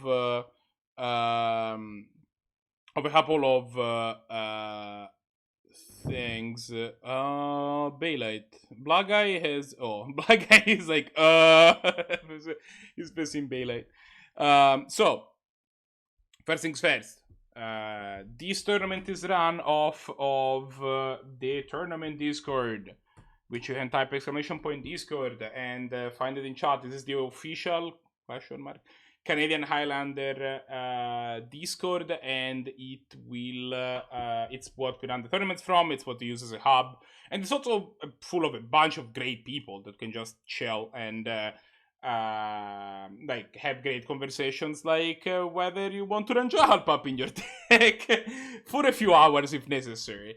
The other reminder is that if you wanted to drop us a sub, we wouldn't hate it. It definitely helps us getting the tournaments going. Plus, you might have your Twitch Prime sub. That should definitely go to somebody. If it's not us, that's fine. You should definitely give it to somebody. Jeff Bezos. That does not mean the extra $5. I still haven't made a poll for next round, so I will probably try to do that during this round if I have the time. We are going to be watching Luca and already forgot who is playing Luca and WolfgangCloud, and yeah, we're gonna see how that goes. I am going to join all the things. Join all the things, like the meme. So this is Luca. This is Wolf. And yeah. So notes about this matchup. This is a matchup where Wolfgang is on mono red, I assume. I haven't actually checked his list, but he's usually on some sort of red deck. Luca is on his 4-color blink pile. And we have hands, so I'm just going to... There you go.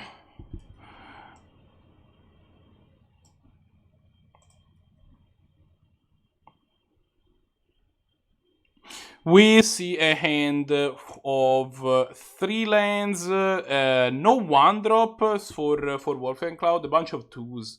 You might want to hit this hand. He decided to hit this hand probably on the back of either on the Grave Revel. He's on the draw though, which is gonna be a little punishing. Luca has a Sylvan Carriarid into. So Luca has the problem of being in only two lands, which can be a little bit of a problem. It's kind of banking on the Sylvan Carriarid to survive, but Soulscar Mage is a great pickup for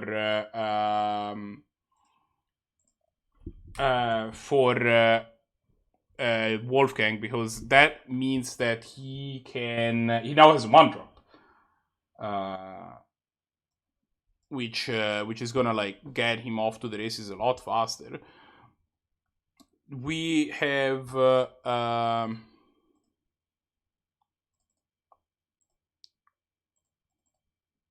I should probably fix the graphics here, and okay, let me take care of that real quick. I say, and now I'm gonna be, and now as I am silent for a little bit, but I feel that like at the beginning of this game is actually like probably a good, was probably pretty important, because the first couple of turns are actually what tends to like matter a lot in this sort of thing. Dropping that 1-drop was obviously really huge for Wolf. He now can slam this Eidolon if he decides to. Luca is probably going to play this Carriarid and use that to block the Soulscar Mage. Interestingly, the fact like this is an unboltable bird, right? Like the it's not one that which means it's gonna get to block.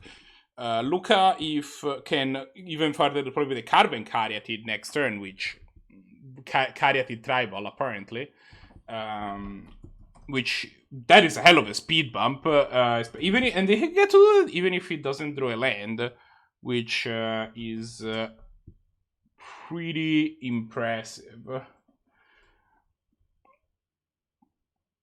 And, like 3 mana 2/5, you don't care if it doesn't get to attack. The Eidolon is gonna start damaging him. He does draw a land. He might want to, like... Oh, he doesn't have double black. Otherwise, I was suggesting maybe he wants to, like, cast a Chupacabra to just get rid of the Eidolon, but he can't. Still, his defenses are getting set up pretty well. He's gonna have to take 2 here, but now he can block all of Wolfgang's creature. The Eidolon does not have a profit. Like, the Eidolon just gets eaten if he attacks at all. So that is potentially. I mean, things seem to be going well with Luca, but the big problem that Luca has is called Price of Progress. As usual, we're starting to reach the part of the game where Price of Progress is gonna deal 1 billion damage. Luca has a 4-color deck, does not really have a ton of basics, or possibly like, I mean, I'm assuming he has very few. I don't know if he has any. So all of these defensive creatures might not actually do him so well. But he is, his defenses are set up. He is getting there in terms of making sure that he can cast his spells. He has a Wall of Blossoms to follow it up, and eventually he's probably gonna combo off. If there's a matter of like comboing off with this Eidolon going around is super dangerous, so you probably don't want to do that.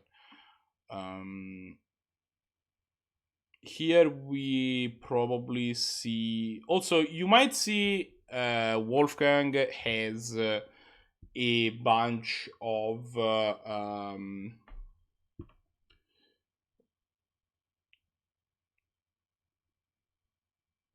you might see that Wolfgang has a bunch of... has like some blue lands in his deck. He is actually playing Red Deck Recall. Which, as you might imagine, is an offshoot of Red Deck Queens, where you play Ancestral Recall. Spoilers.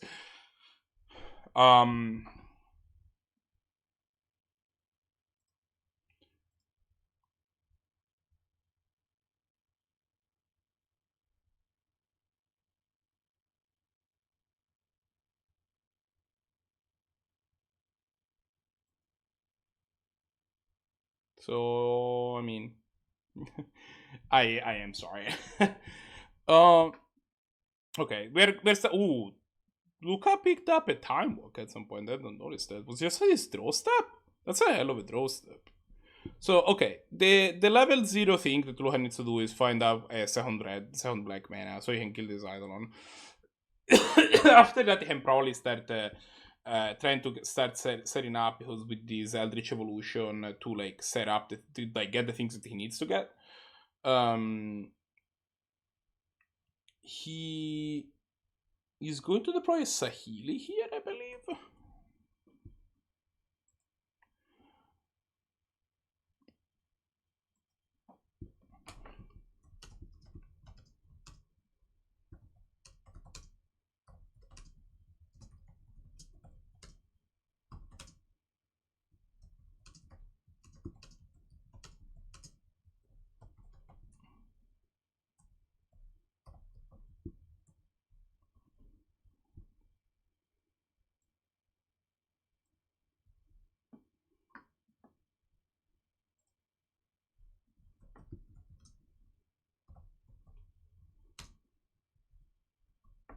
Yeah, sorry. Okay, I'm actually taking the time to update our polls real quick.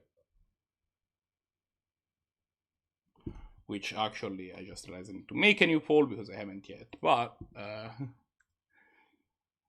this game is starting to be a little bit more in. I don't know. Oh, actually, never mind. Luca is starting to get pretty close to price of progress range. And actually, 8 life is. I don't know.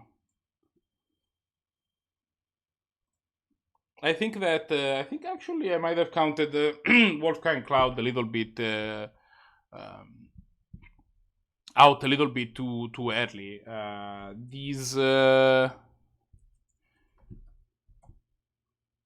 These red decks are super scary, and 8 you definitely do not feel comfortable at 8 life for sure. You're kind of in a position of being like kinda feeling pretty dead.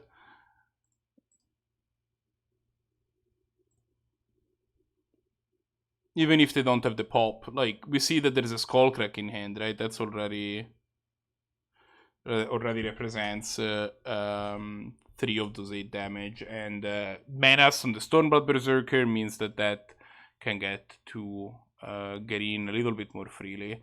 Luca is going for an Eldritch Evolution that puts him down to 6. Never finding the 7 black man. I wonder if this. I don't know, like, it feels like black is kind of a splash color, so I wonder if maybe it's a little bit too greedy to run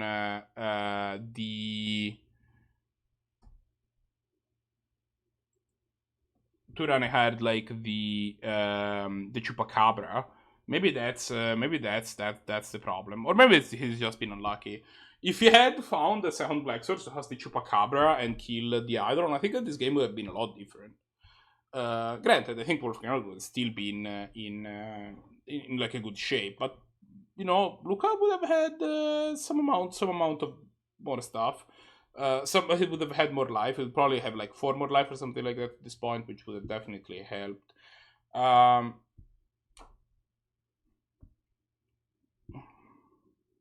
Thragtusk here pads his life total a bit, so that's.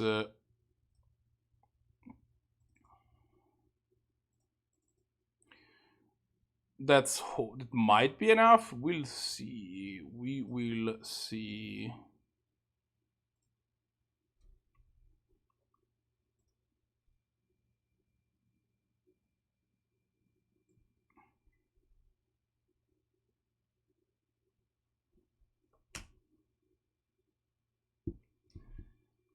And I finally took the time to update the command. Okay, we see a Hellspark Elemental joining the fray.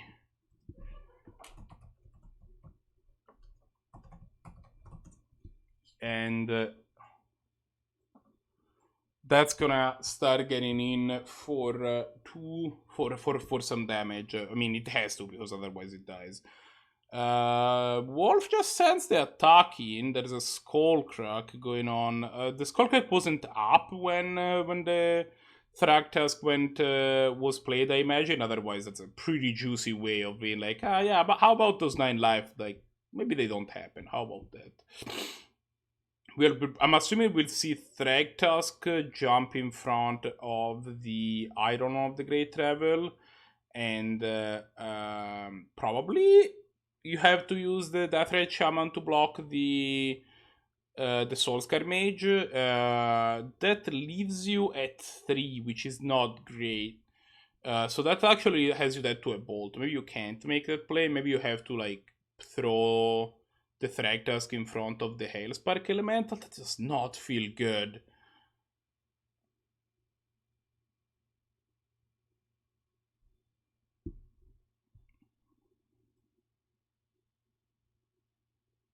Where did the Skullcrack go? Wasn't there a Skullcrack? What happened? Wolf, no!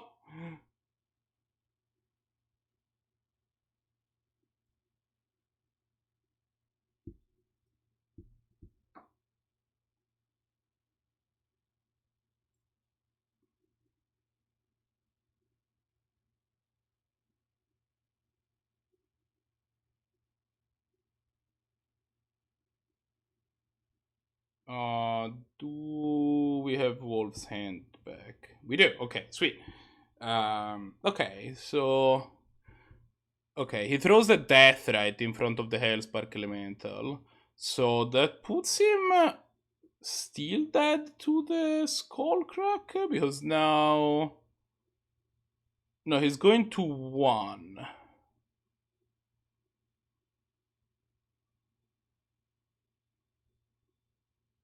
No, he's going to 0. Right, 1 trample damage from the 3-1. Yep, this is over. Wolfgang goes up a game and on the draw. That's getting those breaks when you win a game on the draw is super important. And I don't know how, like, if Luca's hand of like carving Caryatids and Thragtusks can't beat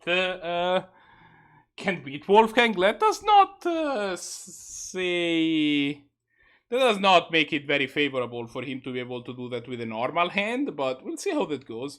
Luha's hand is real fast this game. He has a Mana Dork, he has a Farseek. He only has 1 land though, so he probably can't keep it, right? Can you keep this hand? Wolfgang, on the other hand, also on a 1-lander. We'll see if he keeps, but he has a pretty reasonable 1-drop into more stuff. Incendiary Flow, we see Incinerate, we see a bunch of like Searing Spear variants, basically. Oh, this is very interesting. I think they both have to mulligan their hands, TBH. I'm not an expert. I think now Wolfgang probably keeps this. It's a 1-lander, but it has a recall. If Luca decides to keep, and he's gonna get paid off because he gets to Force of Negation this Ancestral, which is gonna turn out to be...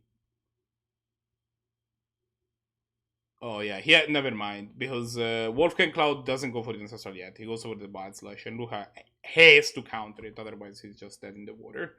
But Wolfgang is sitting pretty here, because now he gets to resolve an Ancestral Reroll, and Luca's land actually damages him. Which is not great when you're facing against Bone Red to have a source of damage that can be bolted and one that kills you. not the best, it turns out.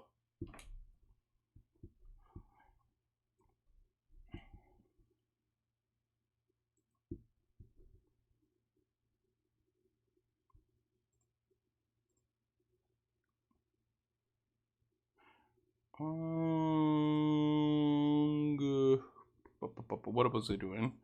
Oh, right, that.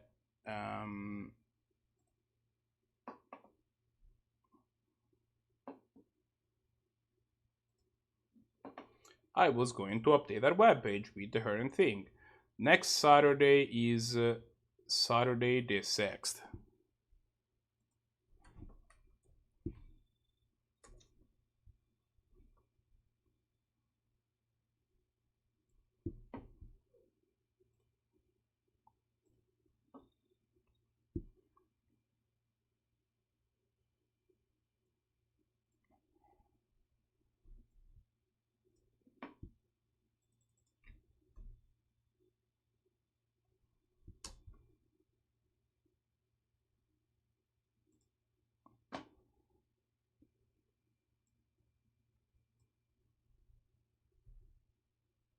I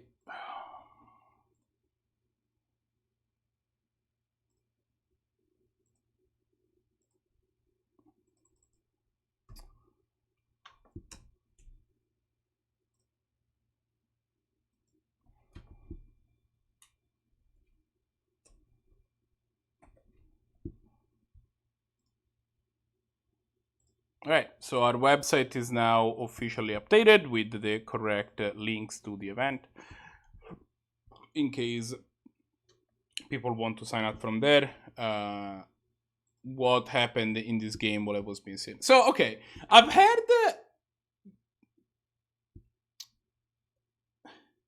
I keep being told that people are not as high on Runaway Steam King as I have been. As like, you know, as people in standard are, I guess. The card seems awesome to me. It's like very close to being a, like, I don't know. Like, it feels like it's relatively close to being a 2 mana 4 then makes a bunch of mana, but we'll, I don't know. Here, I'm not exactly a mono-red expert, so like my opinion is probably not the most informed. So if people are saying that they are not as high on the card as I am, I should probably just believe them. But okay, so what do we have here? We have an Eternal Witness that gets back the Farseek. Volcanic Hammer is gonna take the Eternal Witness out. I don't know that I agree with using the Volcanic Hammer over the Incendiary Flow, because Eternal Witness is a card that kind of does a number of things in terms of like recurring. Oh, that is not Incendiary Flow, is it? Oh no, it is. Okay, yeah. Just a different picture. I haven't seen the promo before. Like, it feels like if you're going to, like, Incendiary Flow something, this is, like, a pretty high value thing to Incendiary Flow and just exile it forever. It doesn't matter too much, though. Like, I don't see how Luha survives this board state. His mana development just was too slow here, and he is actually just dead next turn in a variety of ways. This Farseek ain't gonna cut it.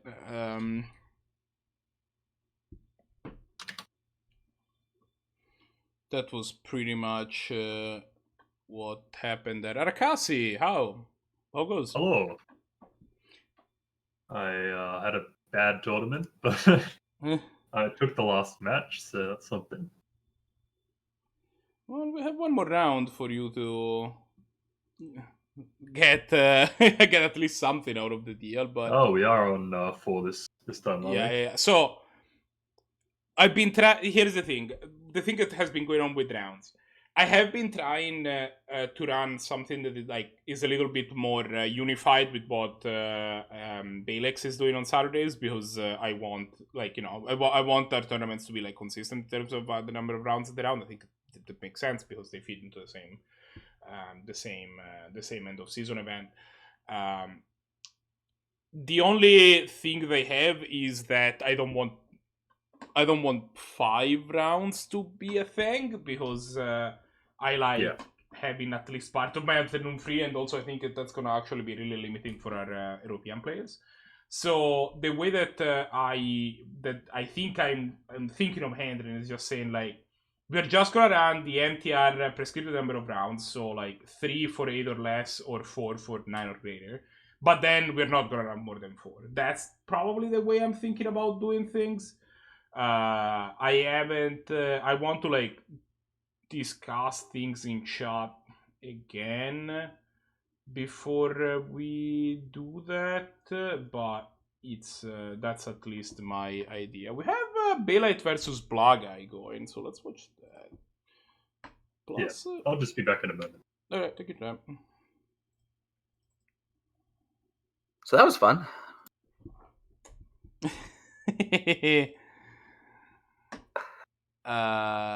You definitely got your stomping. Yes, this is I- Wolf. Yeah, I definitely Yeah. saw you just like trampling over Luca. Like in game 2 for like a little bit, like stop paying attention. Like so in game 1, at a certain point, like after Luca had like a bunch of like 5 toughness creature on the board, that we kind of like almost counted you out. It was like, okay, this is a good time for me to like update my update my things and like make and then like 2 minutes pass, I go back to them, I was like, oh, Luca's never win in this game in a billion years.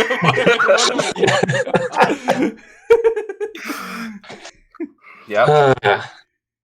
I believe from the Twitch chat, loading may have dropped. You'll have to confirm, but I'm going to get into the CC.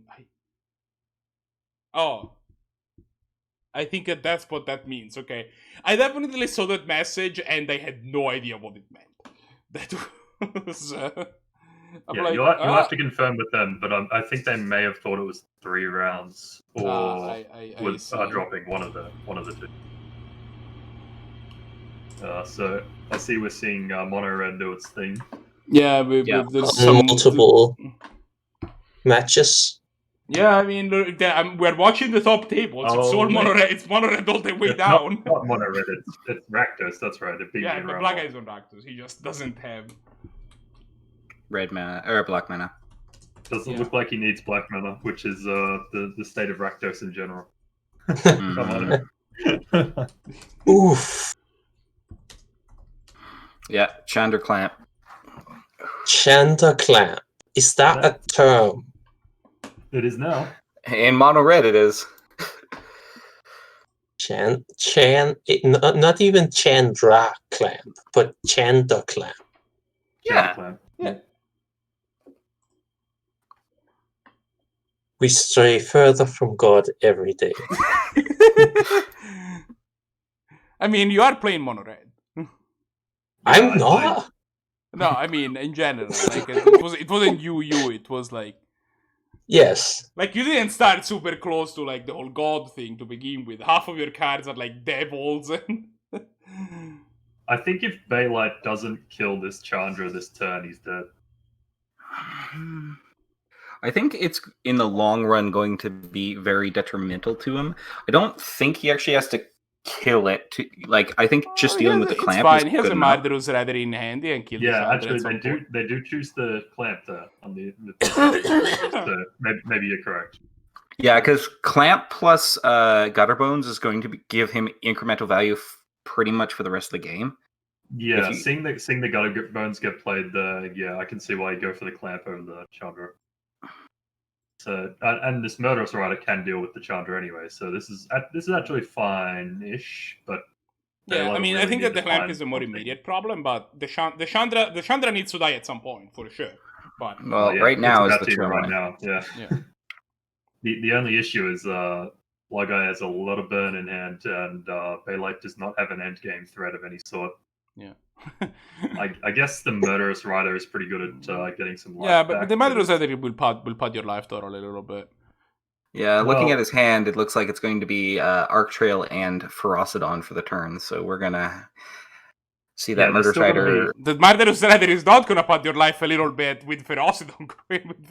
Well, no, instead. there's also 2 burn spells in hand, so like the Murderous Rider is being dealt with regardless. It is soaking up life if the burn gets. Oh, what?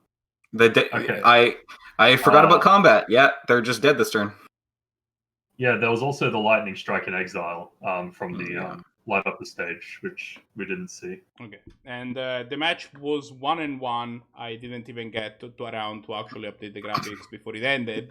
So this is So it. We have that's a Blahguy. win to Blahguy. Yeah. Let's see what the next round has in store. Mono Red versus Rakdos. No. I think that we still have matches in this round, right? Oh yeah. But for next round, it looks like it's going to be me versus Blahguy. It sure looks like that. Do you guys want to watch the new players, Walked and PalaceJailer, or do you want to watch some hot black-white Clerics action? Let's see. No, that. never mind. That match is Whatever that over. is. We That have to sounds watch cool. the new Okay. players. Like, I mean, Cool not that choice. I'm against it. But we didn't have the choice. Is the point I'm trying to make. Yeah. Yeah, let's give our new players some.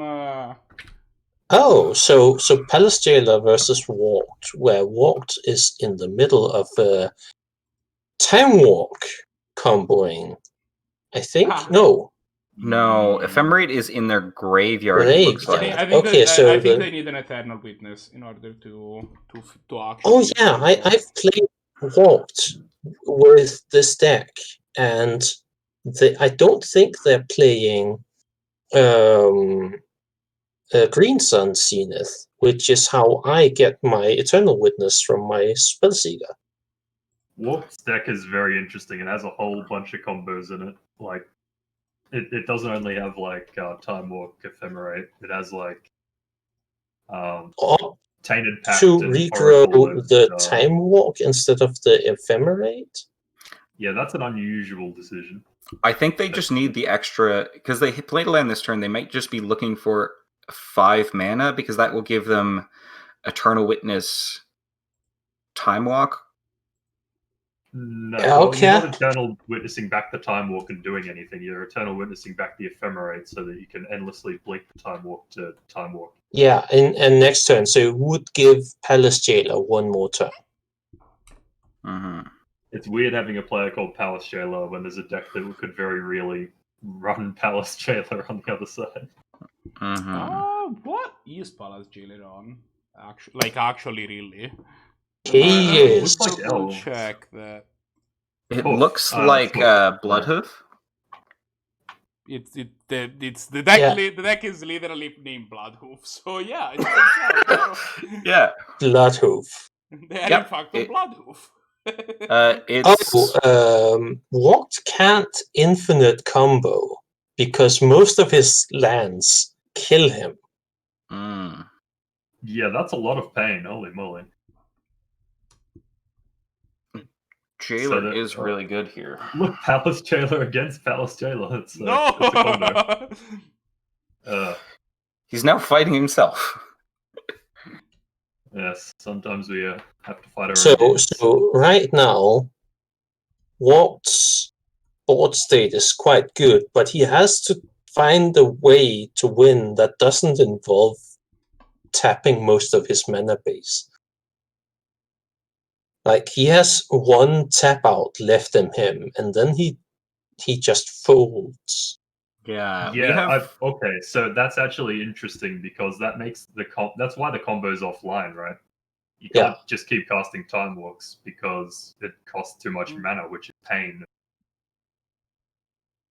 Yeah, So- the good news is that this PalaceJailer is gonna draw them a bunch of cards, right? So hopefully at some point they're gonna find some lands that they can actually tap without killing themselves. Yeah. I mean, this is dependent, of course, on PalaceJailer not having enough pressure to be able, like, if they have any amount of pressure here, PalaceJailer like, not it's being really able to bad. like raise this PalaceJailer. Yeah, Hi there, Bramble Sovereign. awkwardly. That's a lot of that's pressure all at once. That's a lot of pressure in one card. Yeah. And it's also 2 more green Devotion pips the for Nixos. the Nixos. Yeah, that's actually pretty good. DRS Death. is. Oh, okay, yeah. I think now it's safe to say it's over. And they can't what's make a DRS. They can't make a copy of DRS. No, you need 2 mana, Yeah, yeah. and they but don't have black this mana is to activate to deal damage. to Utopia DRS. Sprawl should give them black mana, shouldn't it?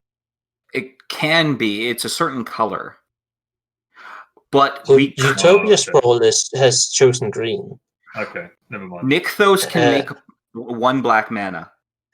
Oh, because of yeah, right. You can That's have 3 right, mana but- to make your 1 black mana. Yeah. But in this kind But of Path to Exile gets very neatly rid of that pesky Bramble Sovereign, yeah. threat. Yeah, but now this Deathrite Shaman can start dealing 2 a turn and also exiling the combo pieces, which is not bad. If I it mean, it's isn't not the dealt with, huge- yeah. Yeah, it's getting rid not of the the huge time walk is pressure. pretty huge here.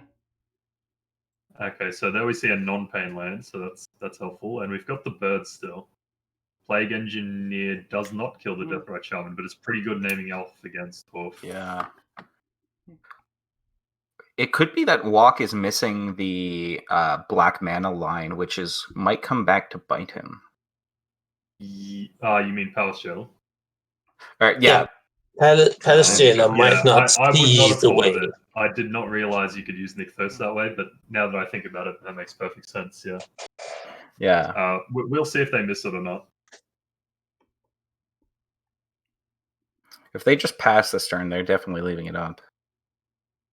Oof. Or they're... Well, either that or they have nothing. But... And oof. And Hoof is a good blocker. Is it Mhm. even? If Well, it blocks PalaceJailer, it blocks Plague Engineer for one turn. When your opponent's board is all 2/2s, a 2/2 is not a bad blocker. Turns out. He's gaining life. He didn't see it. Bets are good. Okay, yep. Did not see it. Unfortunate. Not seeing this could let Walk get him back into the game with this Monarch and playing other lands. Yeah.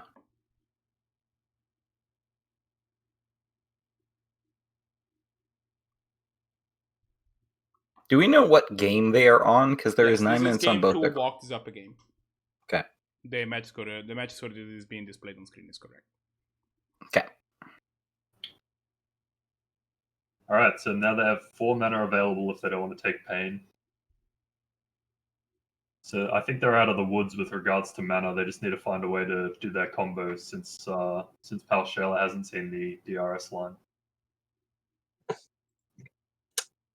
If I were Walked, I might be tempted to crack a few of those pain lands to see if we can find anything. I mean, you're mostly not using them for mana anymore. There's no harm in cracking. But it depends on what you have in your hand, right? If you have something better to do. It is their only green sources of mana, so... Birds. Well, they have a bird, but, outside that, yeah. Yeah, but I mean, there's 3 of these pain lands, and you're not using all of them, unless you want to kill yourself. No.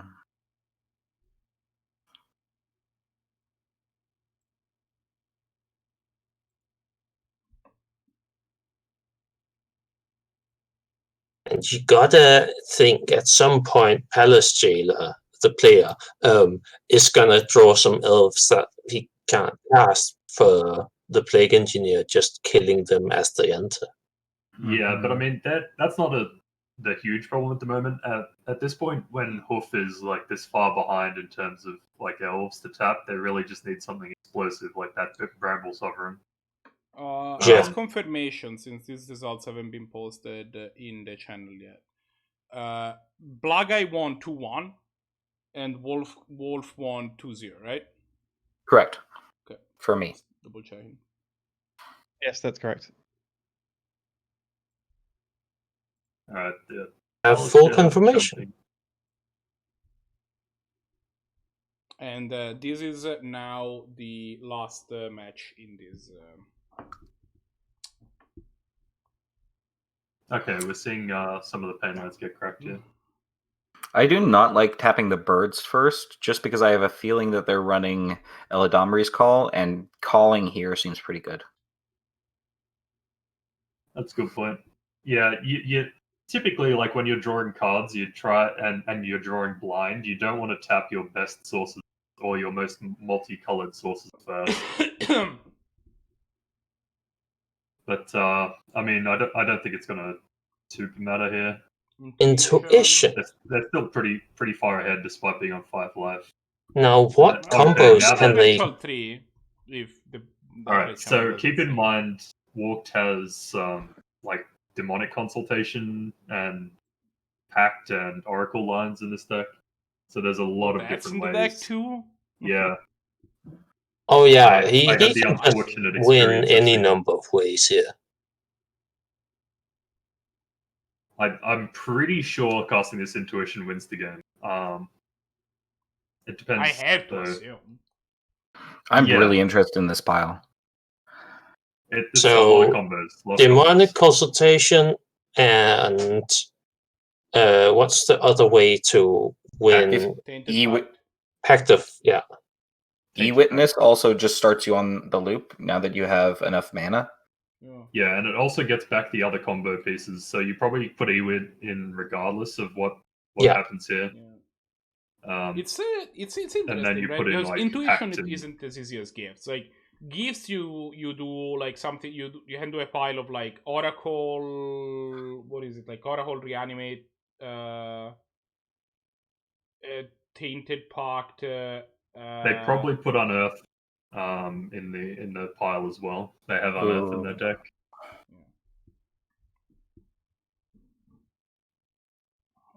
What is the pile that always wins you the game with the thing? In response to Blahguy in chat, E-Wit doesn't need to be infinitely castable. It just needs to be cast once, and then it gets ephemerate, and then it gets infinitely recurred that way. Well, yeah, that's what he's. E-Wit. So I got most of them right. I got Yeah. 2. Savine's Reclamation just gets back Eternal Witness all the same. And if they have the other land, they just get to do the Infinite Time Walk. Oh, did we get to see what the pile was in the end? Yes, it Eternal was, Witness, Serene's Reclamation, Unearth. and this Unearth. Okay, and the Eternal Witness gets unearthed. Unearth gets Eternal Witness, gets Ephemerate, gets Time Walk by blinking the Eternal Witness, and that's the game. Oh, does he see the line? Oh, No, does game's he? too live. No, but this stops the Eternal Witness. Yeah, unlucky. Oh, right. yeah. You can exile the Eternal Witness to get... right, that's right, Shaman has Yeah, deck. true. Alright, so Hey. you were saying why maybe going for one of the Tainted Pact lines might have been better?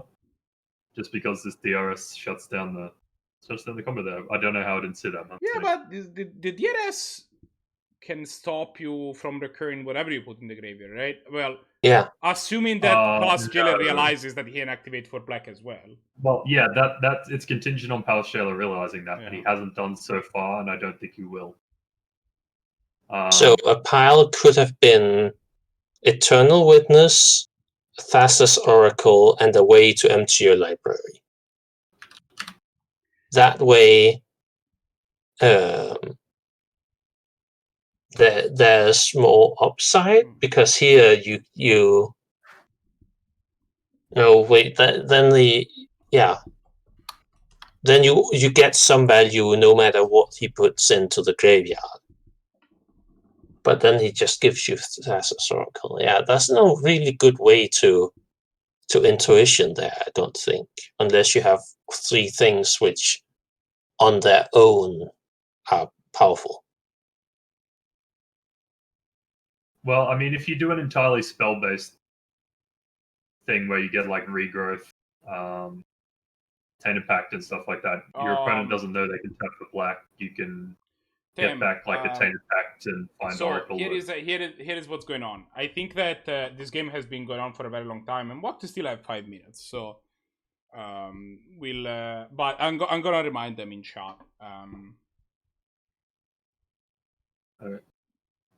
Yeah, but if you get like regrowth effects, you can return Ephemerate, blink Spellseeker, get Tainted Pact, get the Ephemerate onto the Spellseeker again, get whatever Eladamri is called to find your Oracle and do stuff like that. So I think there were good intuition lines, given the opponent doesn't know about the DRS line. Yeah. Restoration Angel should be pretty good here as well. I assume Spellseeker is just getting Tainted Pact. It's possible. I don't think they'd go for Consultation here with the single black. They could, but they could call for Oracle. I mean, if they have Tainted Pact or Consultation in their hand, that's probably the line they would go for.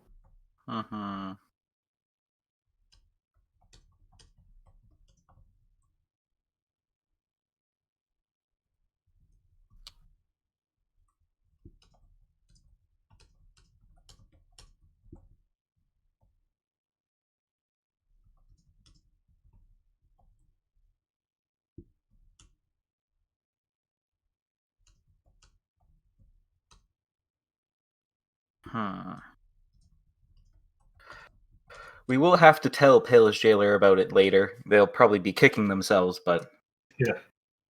I mean, chances are good they watch the VOD. I mean, I don't know. If they know they're on camera. Wait, PalaceJailer says he should be dead right here. What was that? PalaceJailer in the game chat is saying that he should be dead. He really doesn't see how he... Yeah, But this well, DRS we does knew stop that. does stop combos in general. Well, I mean, PalaceJailer still is getting attacked for like a pretty sizable amount, right? That is correct. I mean, 5 damage a turn isn't nothing, but I don't think that's how this game is closing out. Yeah, and now he the got DRS is getting pushed, so that's pushed. Yeah, but we have had enough turns yeah. that The Walk DRS should be dead. would have killed Walk by now. Yeah. Yeah.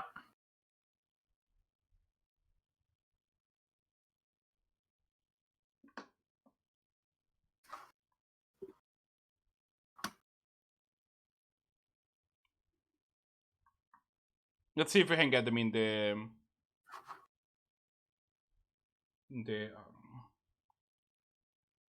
A walking ballista. Does he have a walking ballista combo in there as well? Wouldn't surprise me now that we've seen it.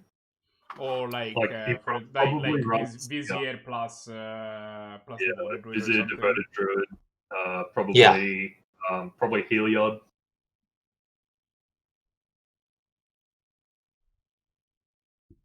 Would be my guess.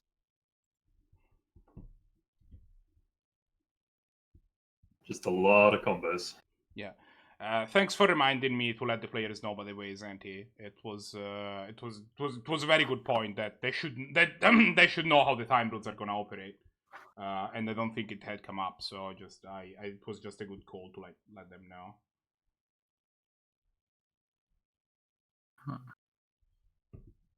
Yeah, they have a Heliod in there. Oh, Yeah. they have a Heliod walking ballista. That also works. Yeah. That's what I figured. Oh yeah, Squad Hawk. We should probably.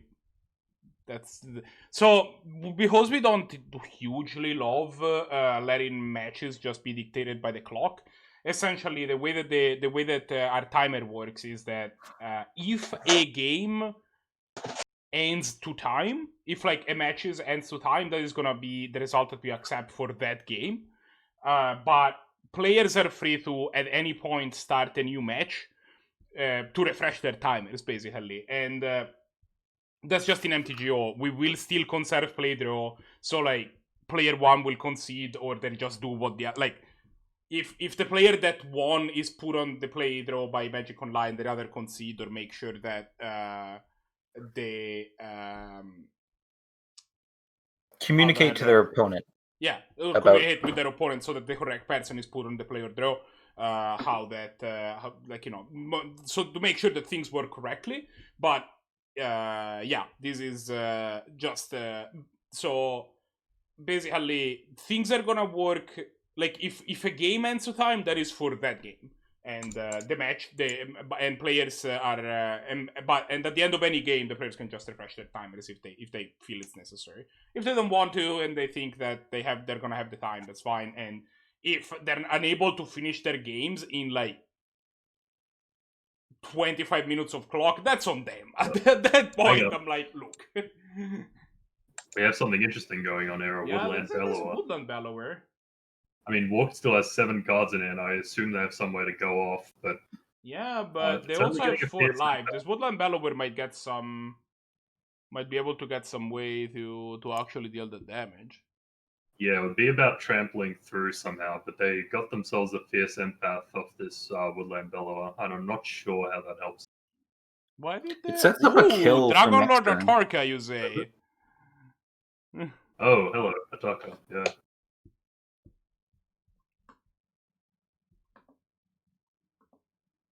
This smells like a removal spell. Oh no, it's just another count on the ballista.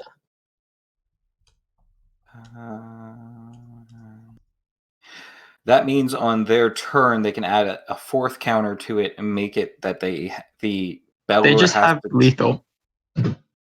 Yeah. They attack with everything and add a counter. It's just lethal. Yeah.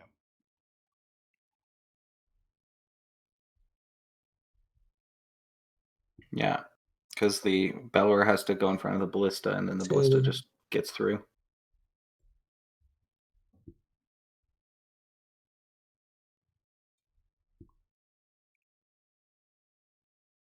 I'm not a fan of playing that Hex Drinker. Yeah. What is Because Hex now you Drinker? can't put 2 counters on. And he may not see the lethal line because he has never attacked with Spellseeker yet, which I haven't understood. He missed it there. Yep, missed it. And also, what is Hex Drinker doing in this deck? That Okay. is a I mean, it's a great green card, but yeah, it's a little. I don't know. It feels Yeah, like no, you want your 1-mana creatures to be dorks. Yeah, I mean, this deck, like I said, is just stuffed full of combos. That's a tempo, like, mid-range, like, aggro card. Yeah. But it's gonna in this case become real big real fast. I That don't is think true. he has enough mana. He isn't pumping mana into it, and now it's gonna Why didn't die he to the pump? Oh, attacker. he probably has some sort of 2-mana instant in hand, right? Oh, The probably. thing is that he should be attacking because he's gonna lose this game to time. Like Oh yeah. he had 5 minutes a while ago, but now he has 56 seconds on the clock, and PalaceJailer has this Atarka waiting in the weeds. Yeah, let's see what And Brahms let's can do. attacker resolve. What That's do gonna you deal kill with with- the Definitely the Hex Drinker. Kill the Ballista. Yeah, I mean, you probably heal Hex Drinker and then Ballista for 4. Yeah. If you're Pretty really sure scared of the spell seeker, you can do that. But Yeah, You you can't do that because then they just pump all the points into the Hex Drinker. no. Next I turn. mean, You can't level up at You instant either speed. kill the Hex Drinker or the spell seeker. You can't do both. I think. He also No, might no. kill the Oh, he decides to bird. let the Ballista. Oh, he didn't see the line where they could pump with the Ballista. So he went to Oh. kill both, and the Ballista survived. Again, he Yeah. has lethal. Will he see lethal? I think you'll see lethal this time. But no, what I was saying is you can't okay, he's choose so to lethal. kill these. You can't not kill the Hex Drinker, otherwise next turn it just gets all the mana pumped into it and it's Oh, and unblocked, and then you die. Yeah. I would love for PalaceJailer here to have a bolt of some kind in hand. That would be I mean, Bolt interesting. doesn't do anything. Bolt doesn't do anything. If he responds to putting a counter on the Ballista, it makes it impossible for him to remove all the counters from the Ballista with 3 damage stacked on it. That's fair. Right. Yeah, okay. These you can't put the counter on. So But I mean, he would just be cracks the 1 fetch and damage puts off the. from lethal. He still can put the counter on because he can crack the fetch and then Yeah. put another counter okay. on and then. All right. So I'm going to. How about? Okay. So a couple of things to mention before we start next round. We're making good time today. First things first. I updated the sign up sheets so that if you type exclamation point next poll in chat, you get a better command for that. You can get the correct links that get you to where you need to be in order to sign up for the tournaments that are gonna run next weekend. So again, all the tournaments are run off our Discord, so also you should join our Discord if you want to join these events. It makes things a lot easier. The other thing that I wanted to see, let me see if I can get PalaceJailer and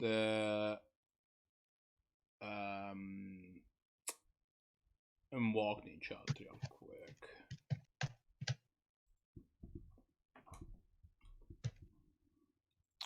Let's see if we can make it happen at PalaceJailer at walked to y'all have my mics at all, would not mind talking about the past match for a minute or two while we set things up for next round.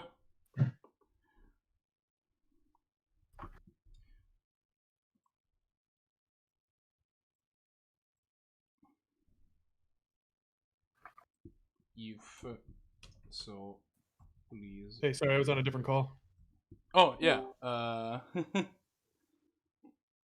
Hi, what? That was a hell of a game. Yeah, I know. We got to watch game two on screen, and it was a thing. Also, it was kind of heartbreaking because PalaceJailer, we thought, had a line that would have killed you. Yeah, I saw it a couple of times. So I don't think he realized that he was able to activate his Death Ray Shaman. I know. For dealing damage to you. Yep, with the Nykthos. He could. It turns out because Nykthos is weird, Yep. and that would have probably. I mean, we all miss lines. Yeah. I mean, it's very esoteric. Like no judgment here, but it's a little unfortunate to see somebody that could have to see a game end up in that way. You can see my Discord screen.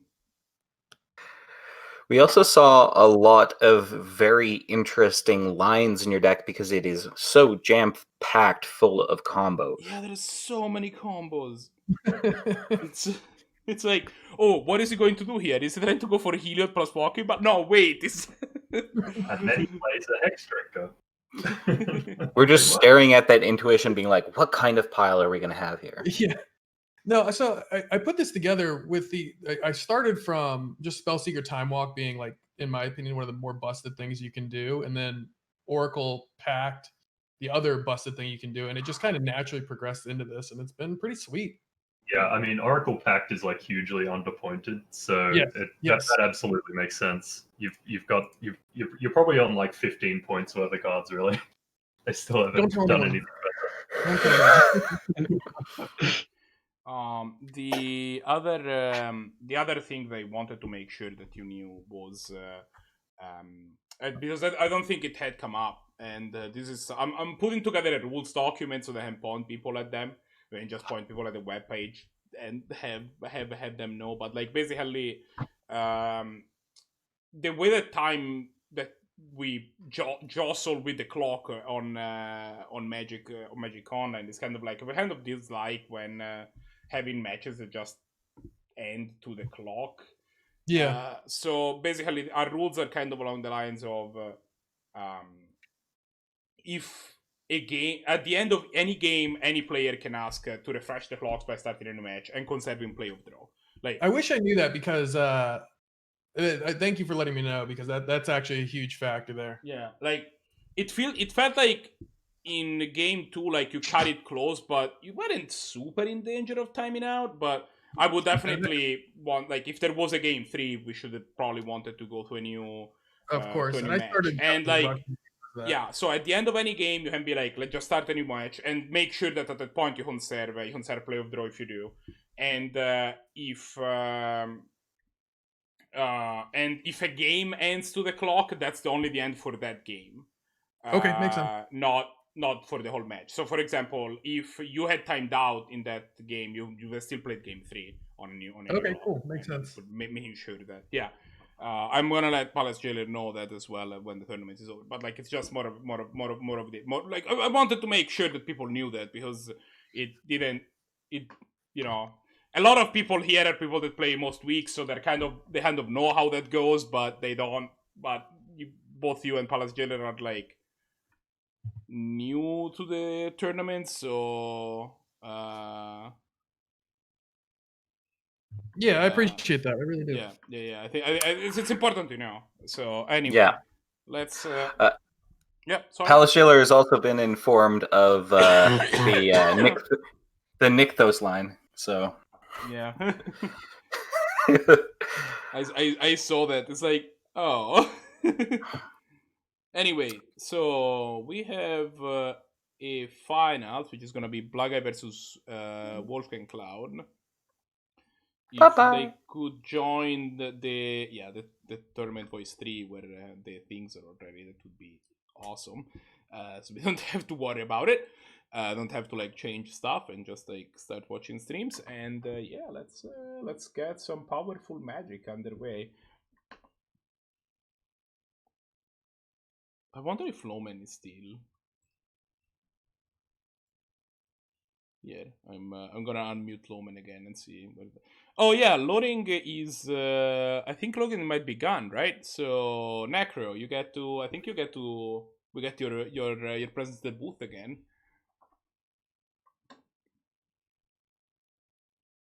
Or maybe loading is around. I don't know. He brought something in chat saying that he might have. I cannot. Oh, hear. ho, you're approaching me. So what are we doing here, Red Mage? What are we trying? We're gonna watch Red Deck versus Red Deck, of course. Like, what were you expecting?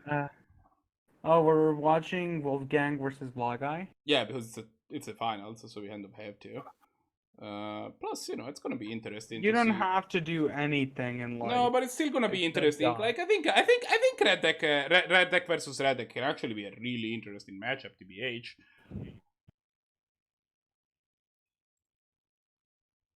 That's gonna be fun. I mean, I don't think thought process. No, I think that the Loman I still hear. Yeah, I tried unmuting Loman to see if he had been like sitting there, because he's still connected. So I'm like, what's going on? But he sounds like he's like far away. Missed. Yeah.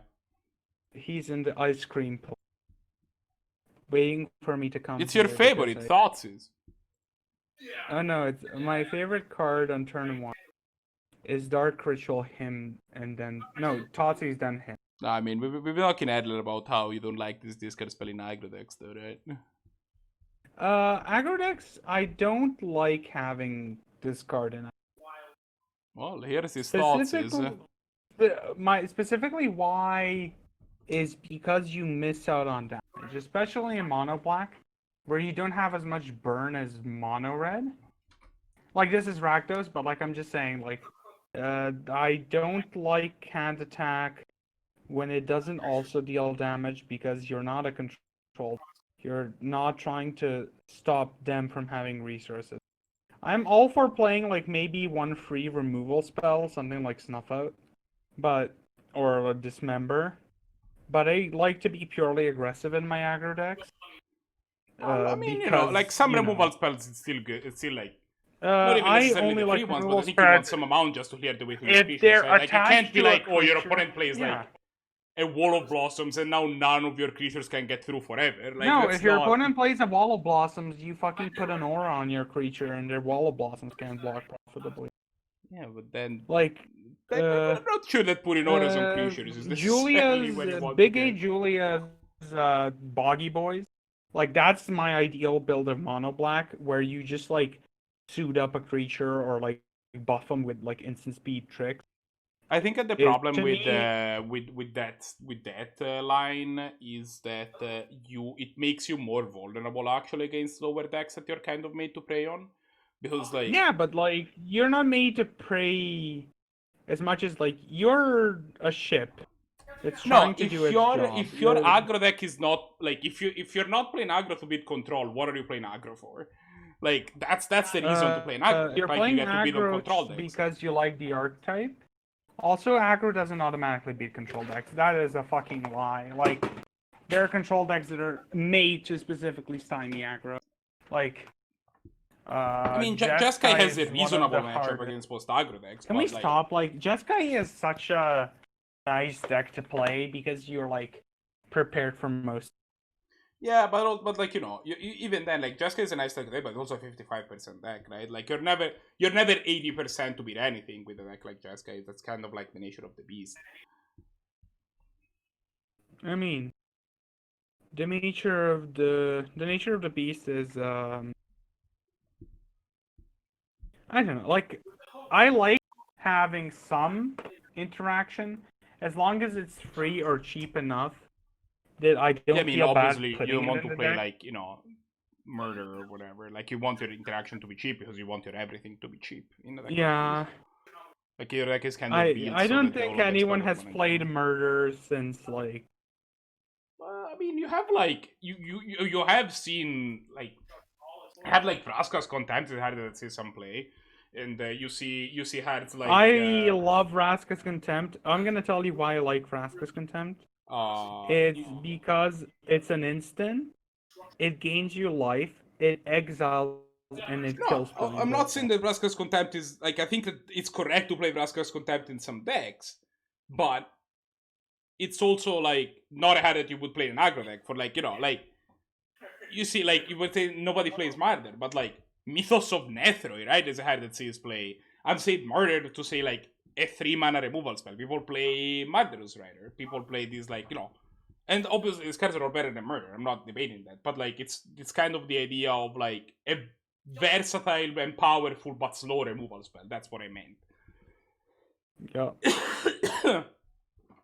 Also, I'm sorry that I'm not paying attention to the game. I'm just sad currently.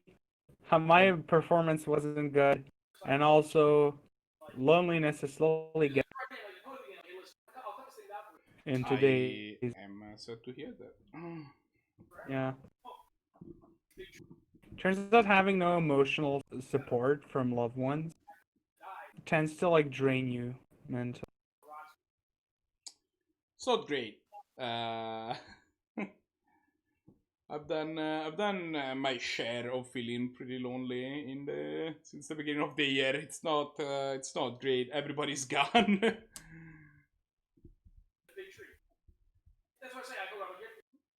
I mean, this year I got to experience the like awkwardness of like shutting someone down and feeling like a horrible person for doing so, because like y'all, as someone who knows how it is to be like rejected, trying to actually reject someone was like really, and that's like also a bummer. I am sorry to hear that. I started the day out happy, and now we're here. This Vampire So about this Lacerator is game- not the threat that you want against Mono Red. No. Vampire Lacerator is 100% threat you wrong, want, it's a but wrong like threat. let's. You want threat Yeah, to but damage let's see them, what- not you. You see. Yeah, but you have to understand, like, the Raptor got fork bolted. The Thoughtseize just discarded a card, dealt 2 damage to them, and didn't develop the board. While Mono Red has been developing the board. It's not even Mono Red, it's Red Deck Recall. That's Mono Red So, like, enough. I hate when people get nitpicky about deck names and like what is considered a splash, when is a deck considered 2-color. Is like It's kind of honestly- like a problem of trying to put something that is more built on a spectrum on. it's like naming in boxes, right? That's kind of like always the same. Like it's a problem. It's the labels problem. it is just like calling naming a product. Like some people would call them tortilla chips, you might call them tortilla crisp, like somebody might call them like nacho chips, like, but like at the end of the day it's just a fucking name.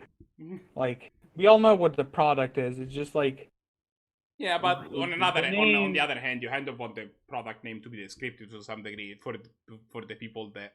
for instance, like people being like pedantic about like, oh, it's not affinity because it doesn't have any words, and you're like, I mean, it's a matter. sure. I mean, there's a line to strike there, like for all things, right? For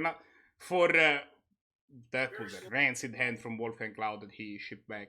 Like, yeah, it's true that like for new players, the deck has always been, for established players, the deck has always been called Affinity.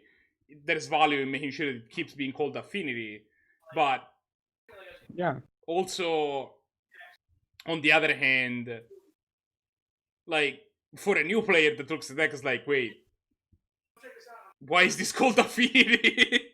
Like, you know, and like, it's kind of the same idea, right? It's like, you want decks to be descriptive so that people that, because not everybody knows what's going on. I think it's wrong to make sure that things are just built to cater to things that know what's going on, because that's just not everybody.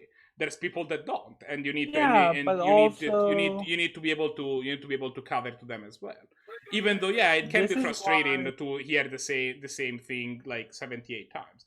And for some things, there's like, it's fine to pay the price, quote unquote. Like, you know, for Affinity, I think it's not that big of a deal to just keep calling the deck Affinity, even if it can be confusing to new players. And for other things, I think you might want to be like a little bit more descriptive in terms of what's going on and making sure. I think it's the example I love is there's this YouTube channel called Bon Appetit that is like produced by America's Test Kitchen, and my favorite like quote from one of the people is like, what is your people's obsession with names? Like, why do I have to name every single thing I make? Like, it doesn't have to have a name, like, or like something. No, that's true. Because, but like, it's kind of like, labels are restrictive by nature, but they also actually help you navigate the landscape of what is exactly going on. So it's kind of like a two-pronged. I think we should just let people call their decks whatever and like not fucking give a hoot. People getting pedantic about like what's the difference between battle bots and Affinity is like. But okay, yeah, we can, but the problem is that like when you're trying to describe your deck, like maybe like you can't just be like, oh yeah, this deck is Mr. Toad's Wild Ride, and like expect everybody to know what's going on. But like it makes sense, right? But it makes sense, right? It's Mr. Toad's Wild Ride because of the. I actually have no idea what Mr. Toad's Wild Ride. Oh, Mr. Toad's Wild. Okay, so let me explain to you. No, it's fine. Don't worry about it. No, we have a game going really on. We need simple. to talk. It's really simple. So do you know that care. there's a card called Fluctuator that says like something? I am going to mute you. Okay, I will. So there's this Fluctuator that walks into a bar. There is we say Blahguy is off to a little bit of a better start here. There's a Dreadhorde Butcher that has come in, is eaten an Arthel, but then it came back. Now it's in a Firebolt. But it definitely has put a little bit of the heart on WolfgangCloud here. Yeah. Remember when people thought this card was like super busted because it enabled a turn 3? And then it turned out to be too inconsistent. WolfgangCloud playing the most dangerous game here with Flame Rift plus Eidolon in hand. He can kind of end up dealing himself a lot of damage. Blahguy ends up holding the Eidolon though. I found in my experience that is good against only a certain thing, and that is like a deck that has less life than you. The good thing about Eidolon is usually your opponent kills it because they're more paranoid. Because speaking of Eidolon, while Flame Red, the problem is Mono Red doesn't have a good way to just like get rid of Flame Red. I like the exchange of. Hey, I would like that there is an Eidolon in play. We just need Lightning Bolt. And Blahguy is like, no, bolted Eidolon. Here's an Eidolon. It's like, what? Well, you don't want too many Eidolons on the field. Like in Modern, that's when it gets reasonable amount of Eidolons. Do you block like this Capclan Berserker with the Eidolon here? You probably have to, right? You block. You 100% block, because having that ability means that you take 4 every time you cast a non-creature spell. Capclan is not actually symmetrical. I'd honestly... Actually, if you have a Lethal Burn in hand, then you don't. Like, if you have currently has a Searing Spear and the Collective Brutality has burn spells in hand. So, it's not lethal. The Shadow can actually cast a bolt from the graveyard too, though, right? Eventually. Eventually. It's 5 mana for 2 damage. Come on, Red Mage, keep up. Like, it's so anyway, let me talk to you about for 3 damage. So let me talk to you about this Toad. So I really the just reason don't care about Mr. Toad's Wild Ride. Please drop it. it's literally just a fluctuator every card cycle, and then you play that ritual that adds black mana equal to the number of cards in your graveyard. Okay. And you either reanimate everything or you just like expel them to death. The reason it's called Toad's Wild Ride is because of Bloated Toad, which is a 4-mana 2/2 with cycling 2. Okay. Like, Okay. please. No, I just have to say it. I think the viewers appreciate my educational content. Okay. Like, we can't just be all about, like, Highlander all the time. Sometimes we have to teach people. There's a about game the going on. There's the finals of the match. Like, these games aren't long. We kind of need to focus on them. Oh, okay, I'm focusing. There's the Searing Spear dealing 3 to the Scat. Wait, to Wolfgang. Oh yeah, Wolfgang's done.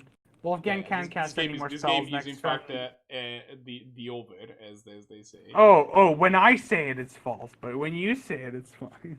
There's a spell about to go on the start that is about to literally kill WolfgangCloud. What do you want me to say? This game is actually literally over the time the spell gets cast. I know, but whenever I say that, it's like I'm Because you pessimistic. say it, like, when there is a board that might 5 turns from now lead to a win. Yeah, but the game is often over before you think it is. It's all about mind games and how many strudels you can eat in a day. Don't worry about it. Let's focus on the hands Ow. for game 3 because the hands are open. My cat is open, very climbing on my important shoulder here. like a parrot. Oh, this game is over. One of these players is gonna win this game at some point. So okay. WolfgangCloud. Oh my god! Oh my god, Blahguy is going second. Blahguy's already lost. Yeah, I mean it's kind of unfortunate. Rankle is interesting. Like Rankle's a big Rankle's card a good for it. card. It's big. Rankle, like 4 is a lot of mana. That's okay, it. so I think Blahguy does have 1, 2, people- 3, 4 in hand, and these cards are all pretty devastating. I think people But- focus too much on keeping their aggro decks low curve, like with the printing of such card as Rankle, Questing Beast, Chandra Torch of Defiance, The 4 mana, Chain Lightning and 4 Self mana, deal 6 or deal 3 to every creature or destroy 3 artifacts. Well, What is it called? WolfgangCloud's hand hasn't Fiery really come together Confluence. very well. Yeah, I don't know, but like I'm just saying in general, like I mean, people have you not shouldn't seen the like hand? think. No. Oh, you're not watching the stream. So WolfgangCloud No. kept a 3-lander, and I'm not I believe wasting his my first 2 viewership draws have points. both been lands. So Yeah. he is currently on a hand of Mountain, Prismatic Vista, Firebolt, light up the stage. He's gonna this game is Firebolt Wolf. He's gonna Firebolt the face so he can cast it light up the stage. But now his hand is Oh. 3 lands, and we see the light up the stage exile the Barbarian Ring, which is another land in the Forkbolt. So like he's kind of out of gas, honestly. Fork On the Bolt other is hand, fine. Blahguy is The like Fork Bolt hand stops is not you the from fastest playing- hand in the universe, but Yeah. it's probably like he's got to go You could Raptor probably into bait Ball Lightning the- into Rankle, so like that's So pretty powerful. baiting this Fork Bolt is key if you have a Ball Lightning, because the probable play will be like burn this, play a creature. I'm not sure what Wolfgang has, but like I would definitely, if I saw that Fork Bolt, my first thing would I have to make him wasted on something that looks threatening. And the best come on.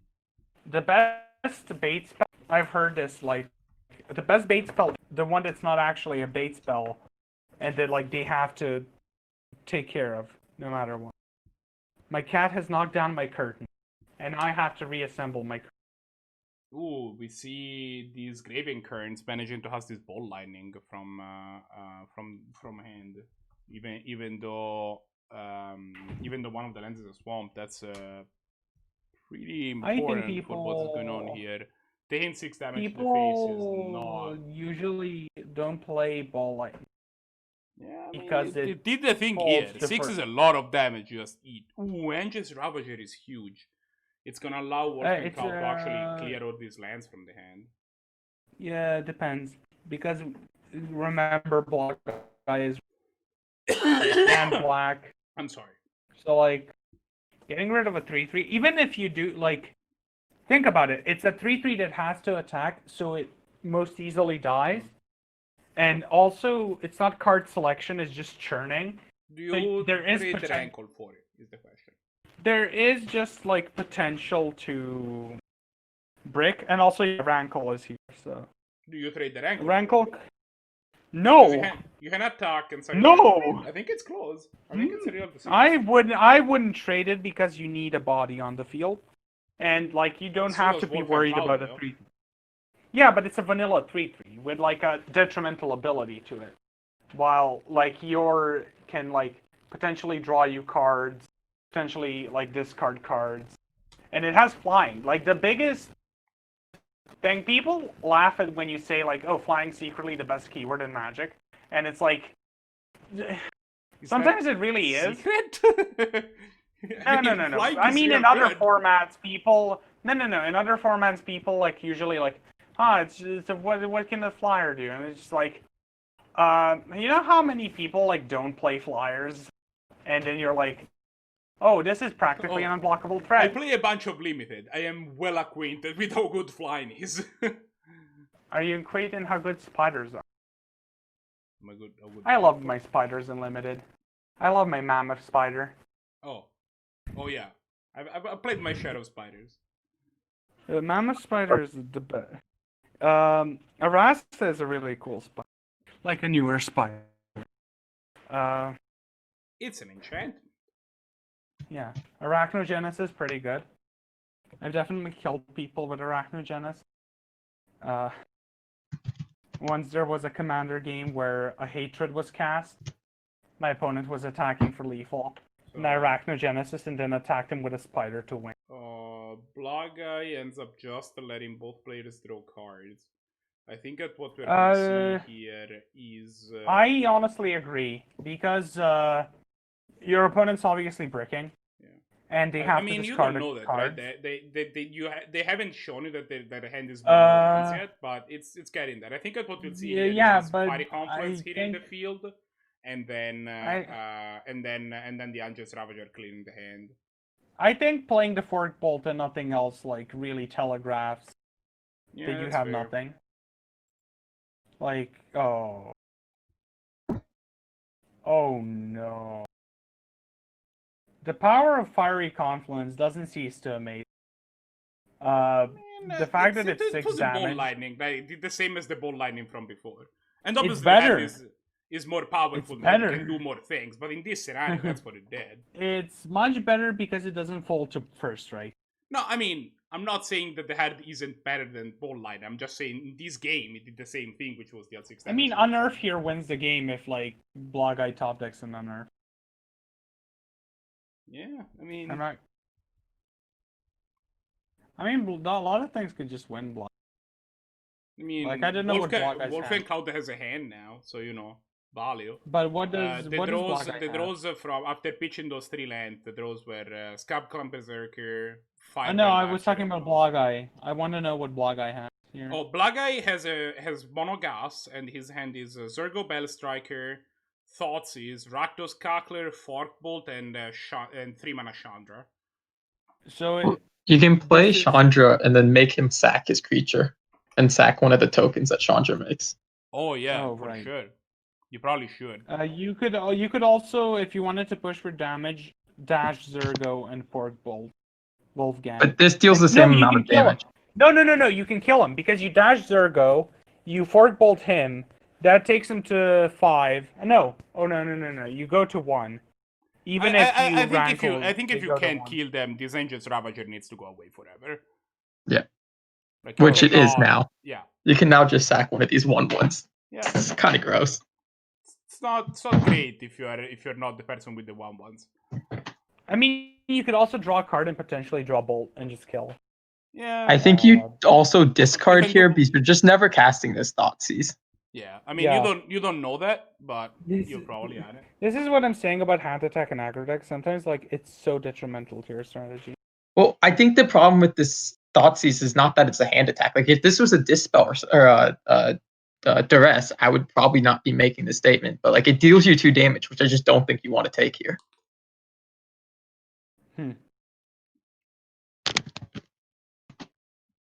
Like if this is an Inquisition, then I'm happy not.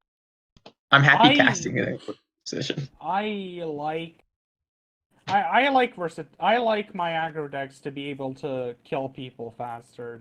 Like I don't think particularly like discard spells are usually good against control decks against which you already should have a favored matchup because you're faster, or against combo decks, in which case like they're gonna combo off regardless of your game plan, because if you're not directly interacting with the combo itself, you're. I actually don't think you unleash here.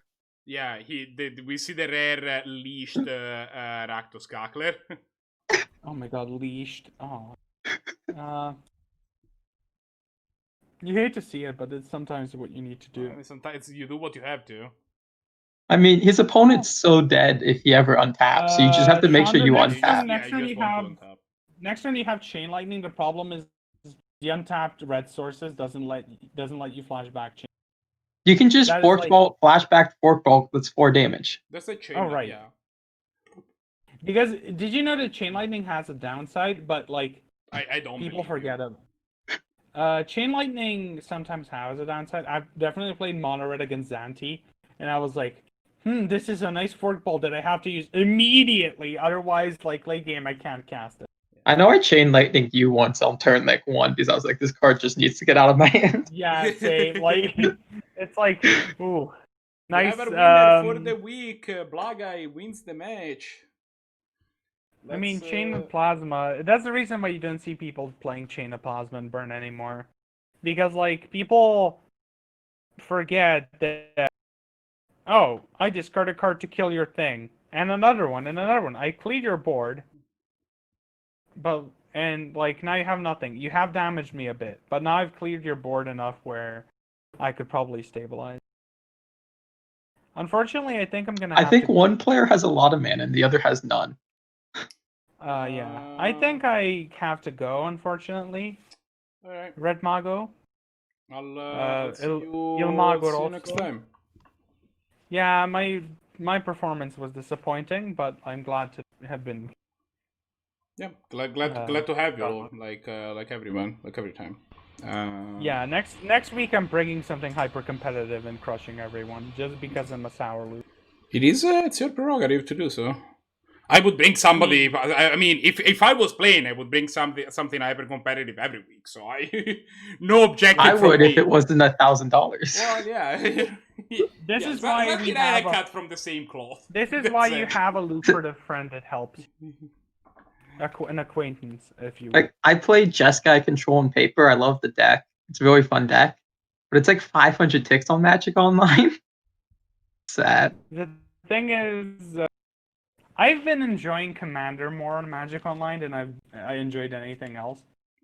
Commander is a garbage format and I refuse to play it. That is my stance on this. Okay, what is this Chromox exiling? Thief of Sanity? People, you need to... You're spreading a bad... Counter spell, so it can make both colors. Yeah. Let's not do the football thing where like... Or like the Metallica Megadeth thing where like if somebody likes Metallica, they... have to hate Megadeth, and it's like no. Oh my God. This isn't like a position that is born from partisanship. I really do think that Commander is a terrible format. I think it's badly managed. That's all I'm gonna say. I think it like has the potential if you're playing it with the right people. So I think this game.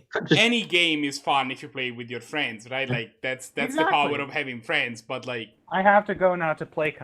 In fact. I will see you later. Yeah, I'll talk to you later.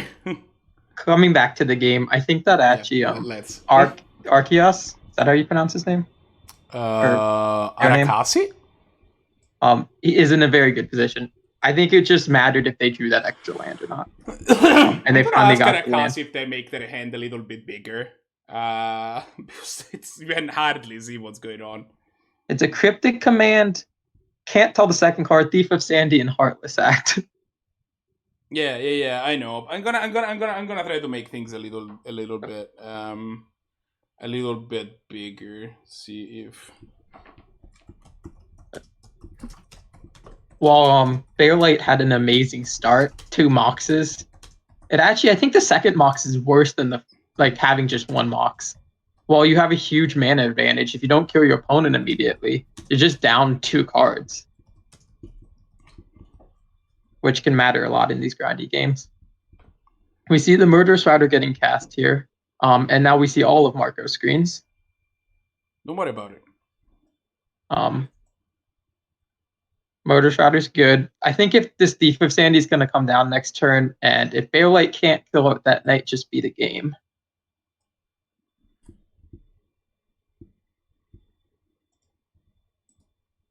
Drew another land, which is the best draws for on this side.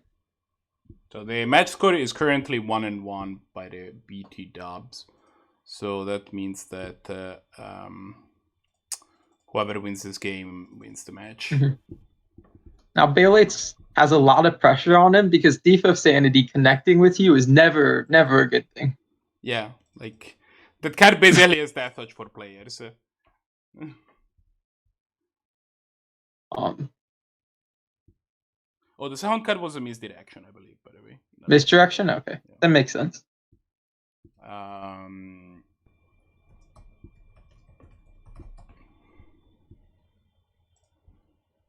Misdirection here is actually still amazing because even if Bailite had a removal spell, he can just make it target this Murderous Rider now.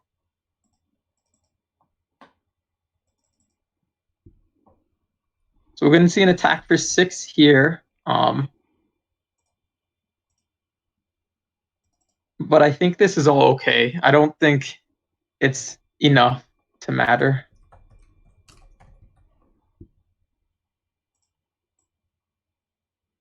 The Thief of Sandy is just going to connect here, and then it connecting is... It's no bueno. A click was drawn for turn. Click's good. I think you're just going to hold up Cryptic. I actually, if you pass here, which I think is the correct play, an interesting line of attack from Bailite is you don't activate your creature in case your opponent has Cryptic, and then you can just attack with Murderous Rider. But you may need to just be putting the pressure on and have to activate. Yeah. And then Cryptic, Cryptic time walks, basically. It's really... it's interesting to mention that actually Shriek Mode does not kill Thief of Sanity. Yeah. It's that card that has the old template of non-black, non-artifact. non-artifact. It casts Terror. Like, it doesn't even cast, it's not even Doomblade. Doomblade. Or go for the throat. I mean, it's still an amazing card, right? You get it's a creature that you can just kill something with. Is Bailite playing Chupacabra? I'm assuming he is. I will double check. It's possible that the double black is putting him off a bit. Yeah. It's also possible the 4 mana versus 2. Oh, we're gonna just see a Heartless Act killing the 4/4 First Striker. And not a Cryptic here. Yeah. Interesting. Which makes sense because you might want to hold your Cryptic back for a counter spell. I mean, you have answers to this Murderous Rider, right? You can Vendilion click it in after attacks 1 time and kill it. But this just means that you're not planning on killing him anytime soon. You're just going to get insane value off of this. I do like insane value, to be fair. I mean, it's always good. Insane value. I mean, I probably cast 6 or 7 Ancestral Recalls today, so you're acquainted with the possibility of insane value.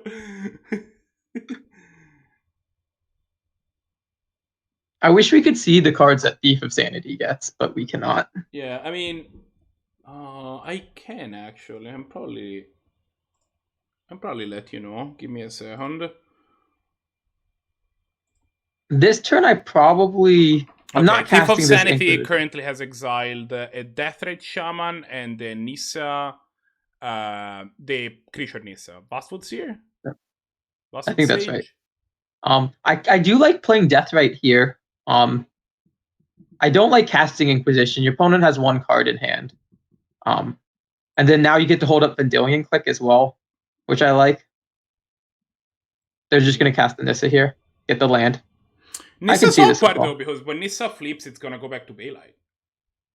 Oh, Yeah, that is that's interesting. how those And you planeswalkers can't work. choose not to flip these, right? They just flip. Let's figure it out. I'm pretty sure that's how it works. We got a Lily the Last Hope here. Second Lily the Last Hope of this game.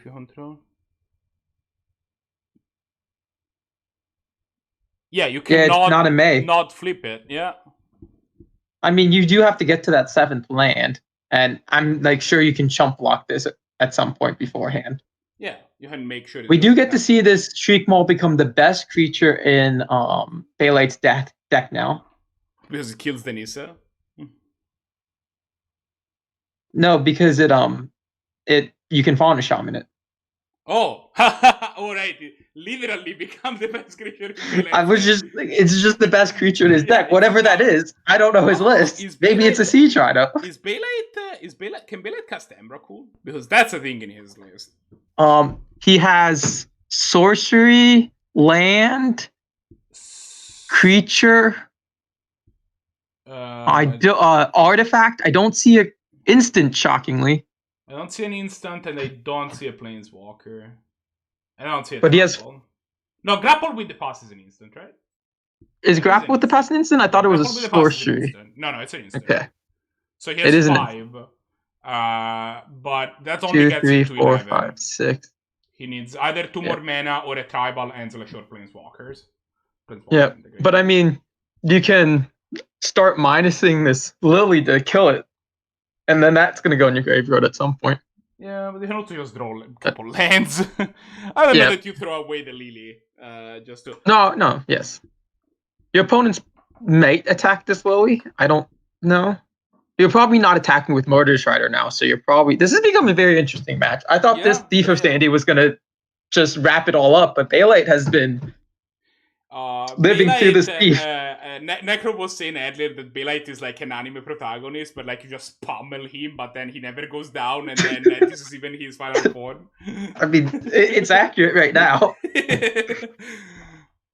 Oh, we got Fiend Artisan. New Theros card that is not ruining Magic the Gathering, everyone. Ikoria, but yeah. Ikoria, yes, sorry. Wrong set. Yeah, no, this card... I mean, to be fair, is like Ikoria is a perfectly reasonable set, except for the fact that they decided to put companions in it. Like, if you take companions out, Ikoria is perfectly fine. Yeah, you still get some cards that probably would be talked about a lot more, like Luminous Broodmother. Yeah, but like I think that those cards, like people always talk about standard. People like to complain about standard cards that are powerful, but like there's gonna be powerful cards in set. I don't think that Luminous Broodmother is like a problem. It's not necessarily a problem, but I do think it would have been talked about a lot more because of its combo aspect. Yeah, sure. With a lot of previous cards that have been printed, but it just doesn't matter. It's been talked about none at all because of this mechanic. Yeah, was the only point I was making. But we're gonna see a click here. No, Cryptic, returning it to hand. Cryptic Commando, Inquisition of Kozilek, your Fiend Artisan away. I do like this play, actually. You get to make one of your cards that is probably dead card live and get rid of a very problematic permanent from your opponent's side. Yeah. Now, if I'm Bailite, I'm just Lily the Last Hope of getting it back, but like... Yeah, do you think that there was an argument to click the Lily away rather than the Fiend Artisan? Do that play, but getting rid of the Lily instead of the Fiend Artisan? There's an argument. I don't think it's as good because, again, your Fiend Artisan is just going to become whatever the best creature is. Lily has a limited range of getting it. The one reason why you might... is that Fiend Artisan and Fauna Shaman are kind of similar. They're kind of similar. Fauna Shaman needs a creature. The one reason I do like the play of Lily, I don't know if I like it more, but I do like it, is Lily still leaves the option to get Fiend Artisan back. Getting rid of Lily does not give Fiend Artisan the option to get Lily back. Yeah. Right. Oh, wait, is that a Bitter Blossom? Oh, no, never mind. It's the Shirikmo from before. I saw that card in the graveyard. I couldn't quite see what it was. So I was like, wait, is that a Bitter Blossom? That's tribal. It's also an enchantment. So that would actually have gotten to Emrakul mana by itself. We're going to see double block here, which I like. I don't know. I may have wanted to try and keep this death rate around. Also, we didn't see an attack with Thief of Sanity last turn. Interesting. I don't know if he just clicked through his attack. Like it. Oh, it's Lily's minus it is what's happened. Oh, so it doesn't deal damage. Yeah, it's a 0/1 still. Which actually makes me like the play of getting rid of Lily even more, because then your Thief of Sanity to turn back on, right? Yeah. On the plus side, the other thing is that the Thief of Sanity kind of forces Lily to hit plusing. So the Thief of Sanity is or kind is of it see keeping Titania Lily in here? check. Ooh, that is gross. You're gonna get back your first strike creature? Ooh. I don't know how Bailite is still in this game, but he's doing a job. He didn't get back the creature. I guess this is still making like a huge creature anyways, because it's a fetch land and giving it mana. So yeah, I mean it's a question of whether you would rather have a 5/3 or an Nantuko Monastery, and I think 5/3 is pretty high up the list of things I don't hate. We're gonna see a Tombstalker from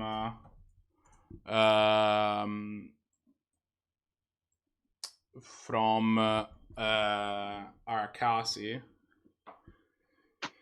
The other thing worth mentioning is that Bailite has 3 minutes left on the clock, so if he wants to win this game, he should probably try to do so in a hurry. Granted, the Titania does have a tendency of just like ending games. Yeah, it hurries the game up a fair amount. Arakasi has eaten the Nantuko Monastery with the DRS, so that couldn't. Oh right, that's yes. He did activate Death Right. I saw him activate. I didn't pay attention to what he was exiling. What was that? That's a Mind Twist? That is a Mind Twist. I guess you're casting Mind Twist. Well, I mean, yeah. Which is going to cause Vendilion Click to get cast, and then Lily probably minusing on Vendilion Click. Or I don't know if you minus on. You can misdirect the Mind Twist so that you still get Mind Twisted. You can misdirect it, but you still have to discard this Vendilion Click. Yeah. No, I mean, misdirect the Vendilion Click or just getting Mind Twisted doesn't make any difference. Well, one lets you with one gives you a 3/1, the other doesn't. Yeah. He's gonna actually put Mind Twist on the bottom. Interesting. Or not Mind Twist. He's gonna put a whatever misdirection on the bottom. Yeah, I mean, I don't know if I like that play because you don't have any real free spells that you can cast. Yeah, I mean, he ended up drawing a Mental Misstep, and I mean, like it worked out well because he drew a card that's probably really bad for him to draw. But I guess it gets a different card in your graveyard other than that. Yeah, the question is if you still want Misdirection in your deck, right? Interesting. We have Stoneforge. Liliana didn't even kill anything or stop this thief. Yeah, we just had down. She went down to get a creature, so Fauna Shaman. This is interesting. I was assuming that Lily was either going to keep holding down the fort on Thief of Sandy or just get rid of this click. I guess that is a combo. You can find it with Fauna Shaman after you cast it and it dies. It with Fauna Shaman. that is a combo. That is a combination. And now we see the 5/5 die here. Lily's sadly going to die here. You block something. This is interesting. I don't know if I like this play as much, but I do think you need to kill it, but I think you might want to just throw Thief of Sanity and it's interesting because you need to kill this Lily. This Lily's just gone. It's one of the cards that have been brought Bailite back into this game. Yeah, but also Arakasi is at 3 life, and there's 10 power. There's like 12 power on the opponent board. So, they take. They found a cast down with the Thief of Sanity, by the way. Cast down's good. Yeah, gets rid of the elemental. Yeah, I don't know if I actually want to get rid of elemental there. I might just want to get rid of Fauna Shaman. Is it Emrakul time yet? We might getting close to Emrakul time. And see Duress get cast here, get this spell snare, which isn't doing anything. No, it's not Emrakul time yet. It's gonna get back a creature and then discard the creature to Fauna Shaman to get whatever the best creature in his deck is. I think at Which this is point why I it think is actually Emrakul. I think at this point it's castable. No, they still one mana short.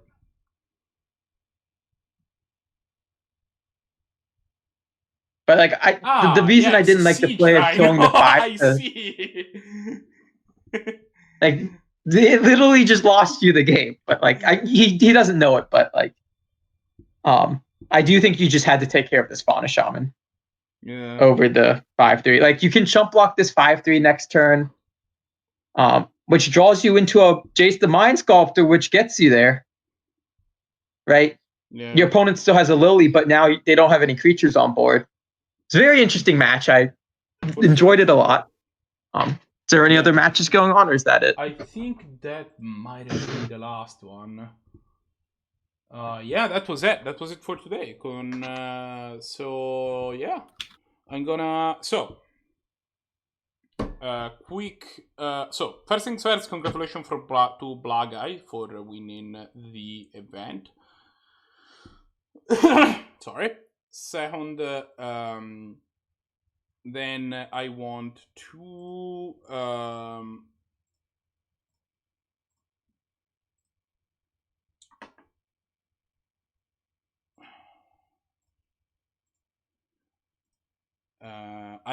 oh my god, I am sorry. I have been kind of by myself for all of today, and it's been a little bit of a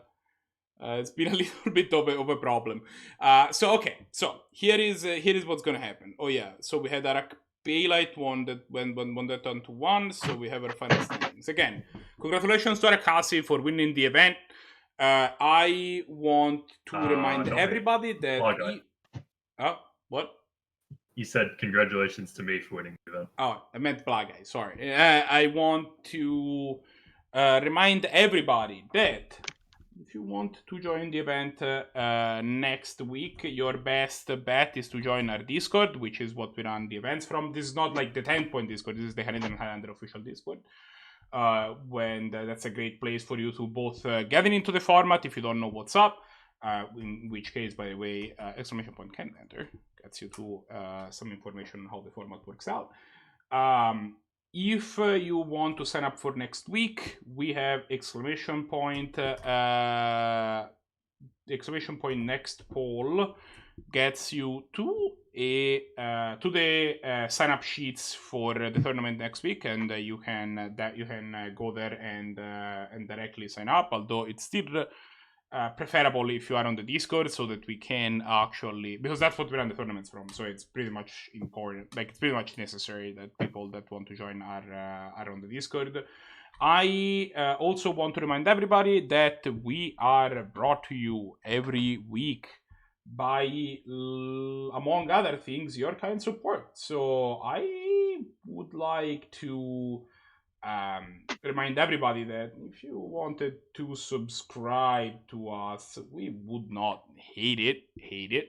It's a way to support us, and in the case of say your Prime subs, it doesn't cost you anything if you have Amazon Prime, so that should definitely go to somebody, and if that somebody is us, we really appreciate it, and if that somebody is somebody else, they will appreciate it, I'm sure. And if they don't, well, I don't know. At that point, it's between you and them. I don't know. I'm not gonna talk for any other streamers. I am just saying a billion things. Let's see who is online, because we have we only have 6 viewers today. That's unfortunate. We're like a tiny. Oh, we have Jer. Jer is streaming. Let's go to Jer. Even if he's not playing Magic, it's fine. I don't even care. You know what? I do not even care. I will go raid Jer, I guess. If I'm waiting, the reason I'm saying is that I'm waiting for this freaking ad to end because it's lasting for 26 hours and they want to watch the channel while it's happening. But either way, so